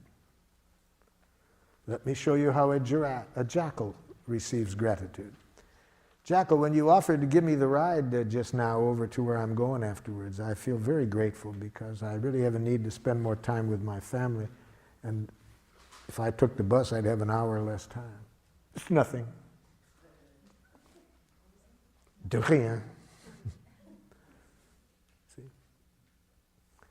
If you want to terrorize a jackal, express love or appreciation to it. Really, if you really want to scare a jackal. I've never seen anything scare jackals speaking people more than sincere gratitude or love. Why do you get so nervous, jackal, when you hear it? Well, I don't know that I deserved it. See, jackals have this dangerous concept in their head, deserve. It's a very violent concept. See, it implies that you have to deserve appreciation. You do deserve punishment if you behave in a certain way. See, the concept of deserve is a key ingredient in a violent way of life. If you believe in deserve, you think certain things are worth things, and you'll set up a very destructive economic system. You'll set up a destructive correctional system. A very dangerous concept. Well, that's not the only reason. Why else do you get so scared when you hear gratitude, Jackal? What's wrong with being humble? So you want to have a need for humility? Yes. Well, you know, Jackal, there's different kinds of humility. I'm afraid that your kind is a jackal humility. I think your kind is the kind that Golda Meir, the Israeli prime minister, was reacting to when she said to one of her politicians, "Don't be so humble, you're not that great."